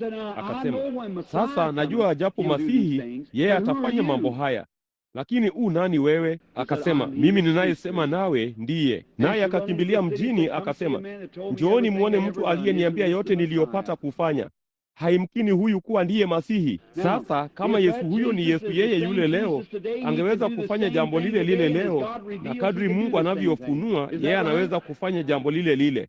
Hiyo ni kweli. Sasa angalieni hapa, jana usiku kulikuwa na wanaume na wanawake walioketi hapa chini katika safu hii hapa, waliopooza, wameketi kwenye viti vya magurudumu. Usiku wa leo wako huko nje kwenye kusanyiko, popote walipo, wakitembea huku na huko. Kwa nini? Yesu Kristo. Kulikuwako na wanaume, wanawake waliokuja jukwani, dhambi maishani mwao. Roho Mtakatifu akashuka moja kwa moja, akawaambia tu ilikuwa ni nini na yale hawana budi kufanya. Waliponywa wakiwa wamesimama pale pale jukwani, wakatoa mioyo yao kwa Kristo. Ikiwa huyo si Yesu Kristo wa Biblia, siijui Biblia. Mwasemaji wa hudumu huyo anasikika kama Kristo wa Biblia. Sasa si mwanadamu, ni Kristo. Sasa kama yeye atarudi usiku wa leo hapa na kufanya jambo lile lile alilofanya alipokuwa hapa duniani, je, ninyi nyote mtamkubali basi kama Mwokozi, kama mponyaji, na kumwamini kwa moyo wenu wote? Kama mtamwamini, mtainua mikono yenu. Mungu awabariki. Baba yetu wa mbinguni, sasa haya ndiyo yote nijuayo kufanya. Mengine ni kwako, Mwokozi wangu mpendwa, nami naomba ya kwamba utatoa baraka kupitia jina la Yesu. Amina. Sasa tulichukua kadi zote za maombi jana usiku. Ninaamini walitoa mpya leo. Ikiwa yule mvulana, naona alikuwa hapa kitambo kidogo kilichopita. Nazo zilikuwa nini? Vema, hebu tuanze na tuwaweke mstarini baadhi yao basi. Ni nani aliye na namba 1? Angalia kadi yako ya maombi na utaipata. Kama upo, unaweza kuja huku. Je, mama huyu hapa? Vema, naam, njoo tu huku juu mama, papa hapa. Kwa namna fulani ni vigumu kidogo, labda itabidi nimuite mmoja au wawili tu. Ni nani aliye na namba 2? Je, unaweza kuinua mkono wako? Yeyote aliye na namba 2?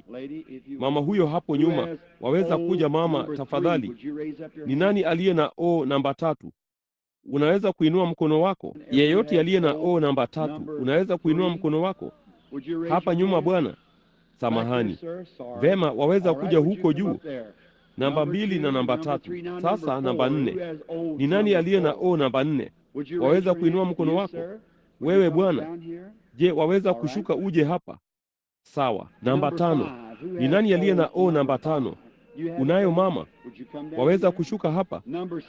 Namba 6. Ni nani aliye na namba 6? Je, unaweza kuinua mkono wako? Namba 6. Baadhi yenu bawabu, njoni hapa au washike hawa hapa kwenye viti hivi. Vyovyote vile, samahani. Vema, hiyo ni sawa. Vema, namba ni nini mimi? 5. Nani? 6. Ni nani aliye na 7? Kadi ya maombi ya 7. Unaweza kuinua mkono wako moja kwa moja. 7, yule mama pale.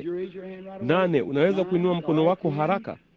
8, 9, unaweza kuinua mkono wako mara moja. 9. Vema, 10. Na sasa wanapoingia mstarini. Sasa ni wangapi katika kusanyiko hili kila mahali? Sasa ninataka kuwauliza, Sasa mahubiri haya ya mtindo wa kale ya kishamba yanaweza kuwa magumu jinsi yawezavyo kuwa, lakini ndugu, hayo tu ndiyo ninayojua. Hilo ndilo lililoniokoa, na hilo ndilo tu nijualo. Mimi yote nijuayo, sitaki kukuudhi, lakini hakika afadhali ningekuudhi kidogo sasa nipate kukuweka sawa na Mungu, na ninajua itanibidi kusimama pale siku hiyo, nawe utanielekezea kidole chako usoni mwangu na kusema, kwa nini hukuniambia ukweli? Unaona, ni afadhali nilirekebishe sasa, sivyo? Kuyatatua yote. Sasa ni wangapi hapa hawana kadi ya maombi na wanataka kuombewa? Unaweza kuinua mkono wako. Inua tu mkono wako usiye na kadi ya maombi, lakini hata hivyo unaamini ya kwamba Mungu atakuponya. Bwana Yesu katika rehema zake akubariki milele. Vema, sasa kama tutakuwa tuna kicho kwa muda kidogo, hebu tuone kama wako mstarini.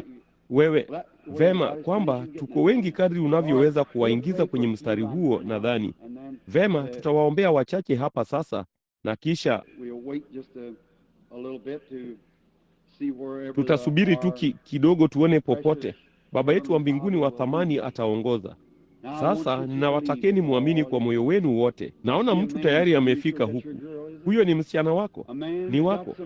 Mwanamume mmoja ana imani nyingi sana, ana msichana mdogo mwenye polio anayeketi hapa. Wakati mstari huu wa maombi unapoanza yeye anashika hilo gango kubwa na kumtoa mtoto wake.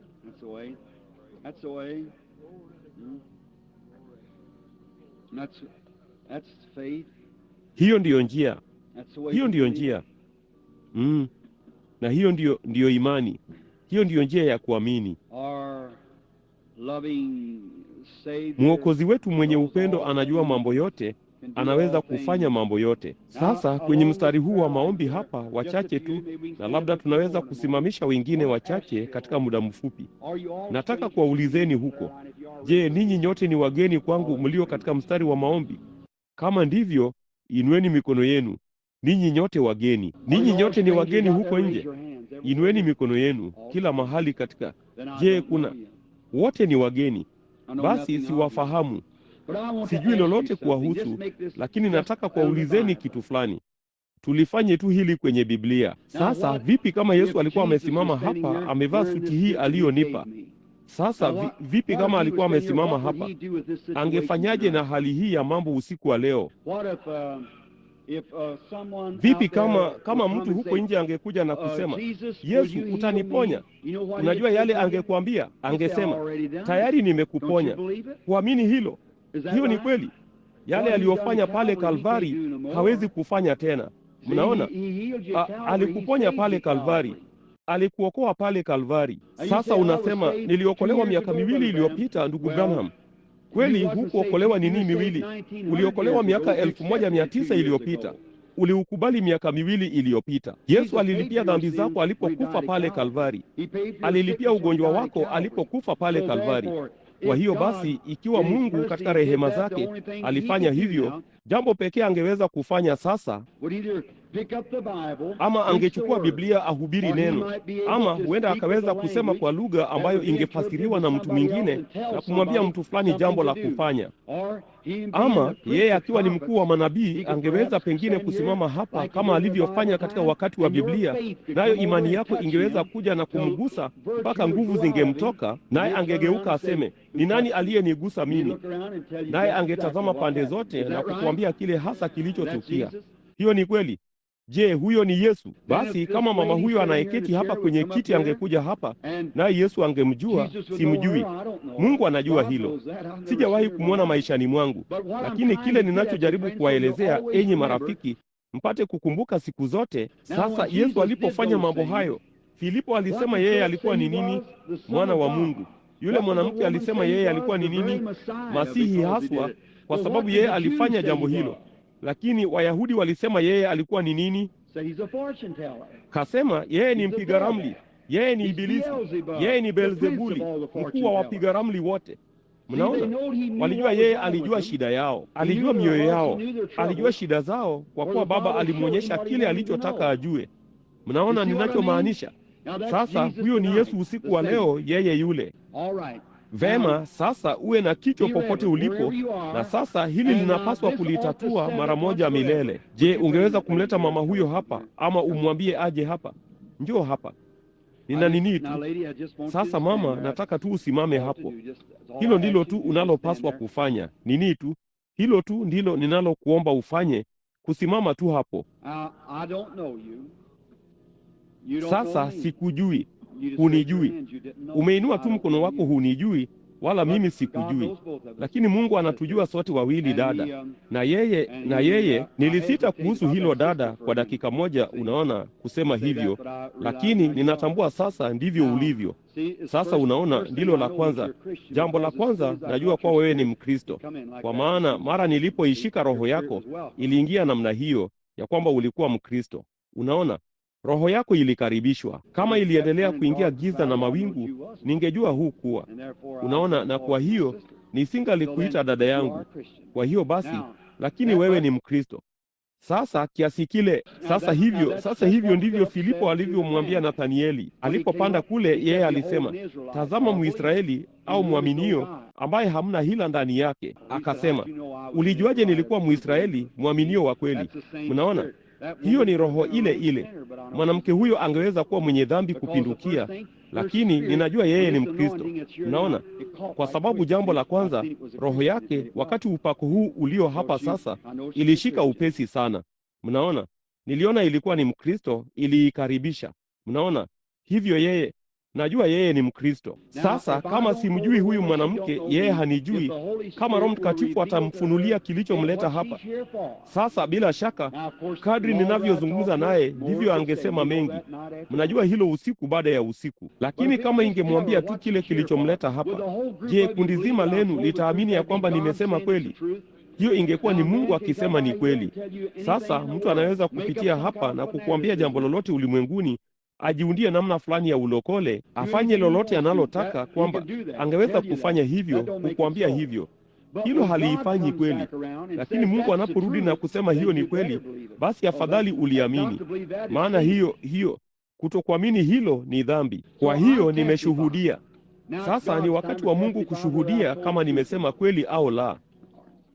Vema, sasa nimesimama tu hapa nikizungumza na huyu mama, sijawahi kumwona maishani mwangu. Lakini huyu mama anafahamu sana sasa hivi kwamba kitu fulani kiko karibu naye ambacho si ndugu yake hapa mwanamume. Kuna kitu fulani karibu naye ambacho anajua kipo. Na hicho ni malaika yule mnayemwona kwenye picha. Yuko papa hapa sasa. Nuru tu kati yangu na huyu mwanamke. Hiyo ndiyo sababu ilishuka pale, nami nikahisi makaribisho. Nuru kote kote, yeye ni Mkristo. Sasa nataka kuzungumza nawe kwa muda kidogo tu, kwa kuwa wewe ndiye mgonjwa wa kwanza.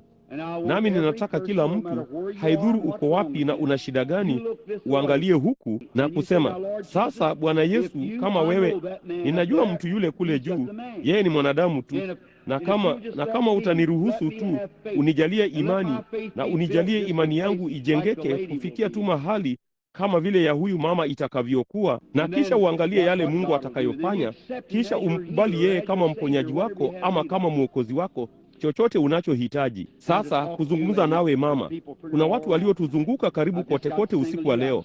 Sina budi kukutenga, roho kutoka kila mahali. Sasa mimi nikiwa mwanamume tu, halafu wewe ukiwa ni mwanamke tu, ni picha ya aina ile ile tu ya Yesu akizungumza na yule mwanamke kisimani. Ni mwanamume na mwanamke tena. Sasa sikujui wala sijapata kukuona, lakini lazima niitofautishe roho yako na roho hizi nyingine za watu wanaozungumza ama wanaoomba, wajua, kwenye wakati huu imani ikiingia. Lakini mara moja sasa, ikiwa kusanyiko bado wanaisikia sauti yangu, huyu mama ananiondokea, na yeye ni mama. Mwanamke huyo ambaye amesimama mbele yangu amekuwa hospitalini hivi majuzi, na hiyo imekuwa tu ni saa chache zilizopita. Alitolewa tu hospitalini leo hii ama alasiri ya leo, saa 1 usiku wa leo, wakati alipotoka hospitalini. Ana ugonjwa wa nadra wa damu pamoja na kuharibikiwa na akili. Nenda zako tu dada, imani yako inakuponya. Unajipa afya. Amina. Unaamini moyo wako wote sasa, uwe na imani, usiwe na shaka. If thou canst believe, all things are possible. But you got to believe.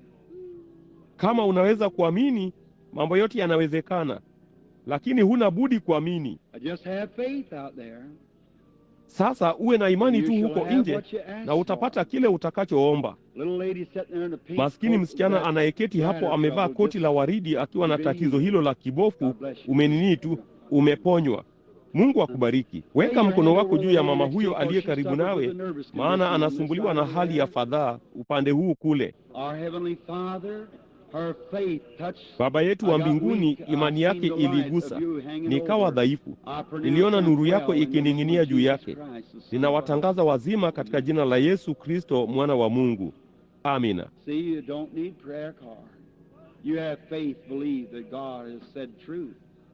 Unaona, huhitaji kadi ya maombi. Kuwa na imani. Amini kwamba Mungu amesema kweli, kwani yeye si kitu ila kweli. Yeye ndiye chanzo cha kweli yote. Sasa iweni tu na kicho, amini tu kwa moyo wako wote. Unaweza kupata ulichoomba ikiwa utaamini tu. Sasa huyu ndiye mgonjwa. Sijarukwa na akili, lakini ulimwengu kamwe hautajua dada ni hisia ya jinsi gani.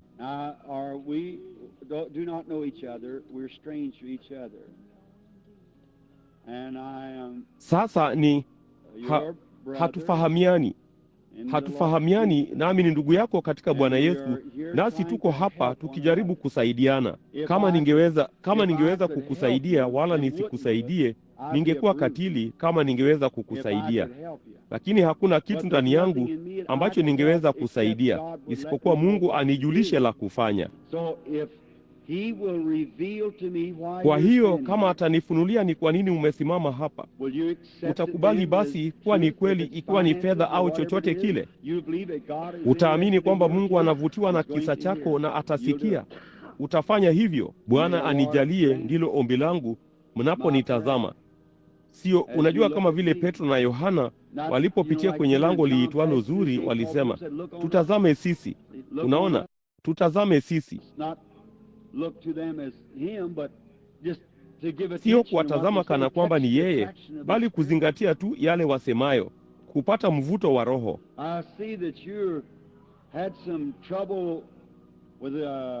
Ninaona kwamba ulikuwa na tatizo la ugonjwa wa macho, nami ninamwona daktari anayeuchunguza, naye akashauriana na mtu mwingine, na mtu huyo hawajui macho yako yana shida gani. Hawajui, hawawezi kuuelezea kwamba ni nini. Na halafu ninawaona wakikupa kitu fulani hapa tumboni ama chochote kile. Ni tumbo lililoanguka, una tumbo lililoshuka. Madaktari hao wamekukatia tamaa kwa sababu hizo. Na wewe hutoki katika mji huu, unatoka upande wa juu ya barabara huku Atlanta.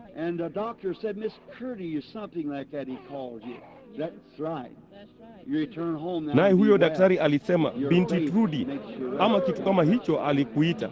Hiyo ni kweli. Rudi nyumbani sasa na uwe mzima. Imani yako inakuponya. Mungu akubariki. Amini. Wewe ndiye baba wa huyu mtoto. Mwamini Mungu. Usiwe na shaka, lakini amini. Ikiwa unaweza kuamini. Sasa kumbukeni, huyu si mimi. Msikieni, sio mimi. Sasa mtazamo wako kwake, liite utakavyo, hiyo itaamua utakachopata kwake. Inategemea jinsi unavyoliendea. Yule mwanamke aligusa vazi lake, nguvu zikamjia. Yule mtu aliyempiga usoni na kumpiga kwa mwanzi na kusema, tabiri useme ni nani aliyekupiga. Hakukwako na nguvu kwa hilo. Ewe msichana unayeketi hapo nyuma, unaumwa na kichwa, sivyo mama?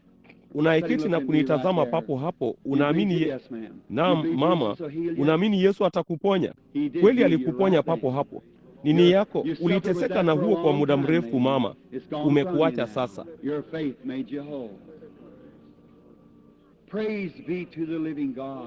Imani yako ilikuponya. Mungu aliye hai asifiwe. Lo, jinsi tunavyompenda, jinsi unavyopaswa kumpenda. Wakati Roho Mtakatifu anapojongea pale, kuna mtu ameketi moja kwa moja nyuma yako, ameketi pale akiugua yabisi kavu. Unaamini Bwana ya kwamba Bwana Yesu atakuponya? Unaamini? Naam Bwana, unaamini? Vema Bwana, unaweza kupokea uponyaji wako basi. Mungu akubariki. Kidogo linakushtua, sivyo? Mwanamke anayeketi papo hapo nyuma ameinua mkono wake juu akiomba, ana shida ya kibofu, anataka kuponywa pia, akinitazama moja kwa moja, ameketi moja kwa moja huko nyuma. Unaamini ya kwamba Mungu atakuponya huko nyuma mama?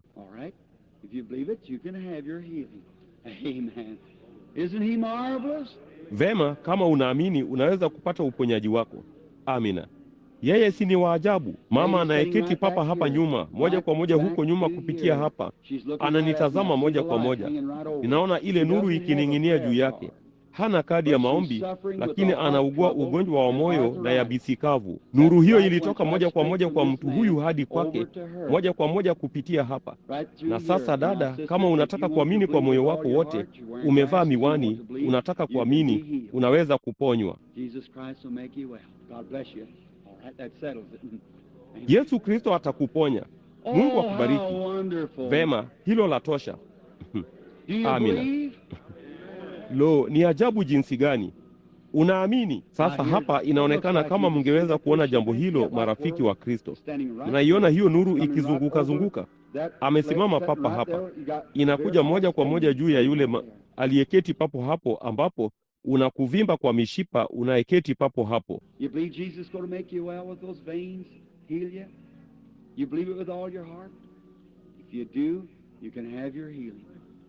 Unaamini Yesu atakuponya mishipa hiyo, akuponye? Unaamini hilo kwa moyo wako wote? Ikiwa unaamini, unaweza kupokea uponyaji wako. Mungu akubariki. Samahani Bwana, unaniamini mimi kuwa mtumishi wake? Umekuja na mtoto wako mchanga, mtoto mchanga mzuri sana. Sikujui, unajua hilo. Mimi ni mgeni kabisa kwako, sijawahi kukuona nadhani maishani mwangu Bwana.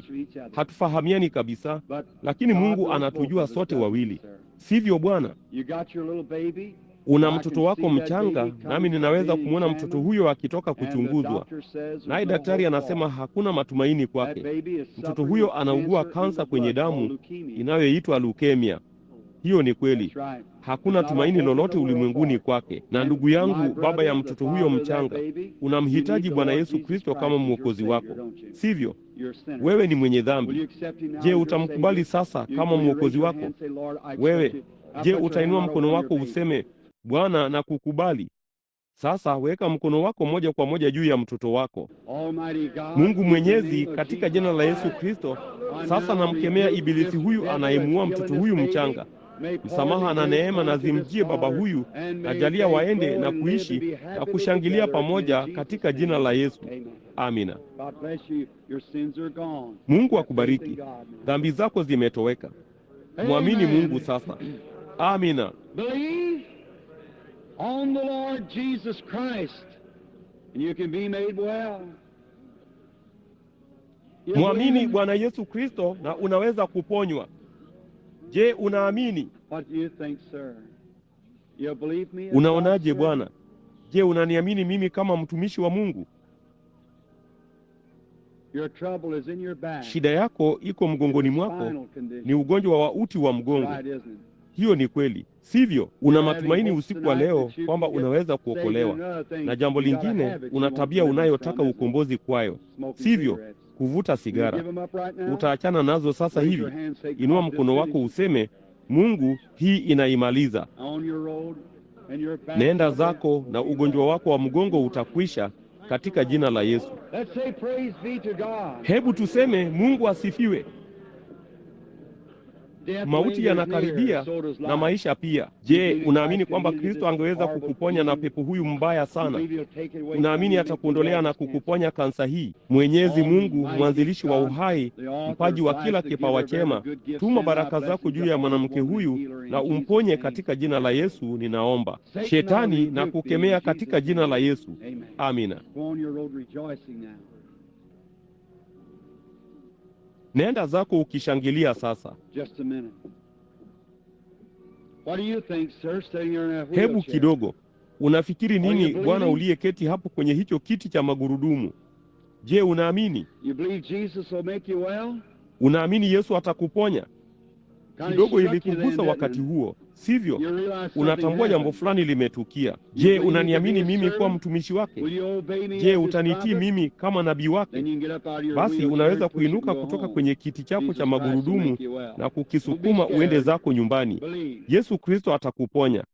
Usiogope, amini. Na nyinyi wengine wakati akitoka, mnaweza kufanya jambo lile lile. Huyo hapo, naam Bwana. Je, mnataka kusimama? Kila mmoja wenu simama kwa miguu yako kwenye wakati huu. Mungu Mwenyezi, mwanzilishi wa uzima, mpaji wa kila kipawa chema, tuma Roho wako juu ya watu hawa na uwaponye kila mmoja. Shetani, ninakuhukumu katika jina la Bwana Yesu Kristo, toka kwa watu hawa.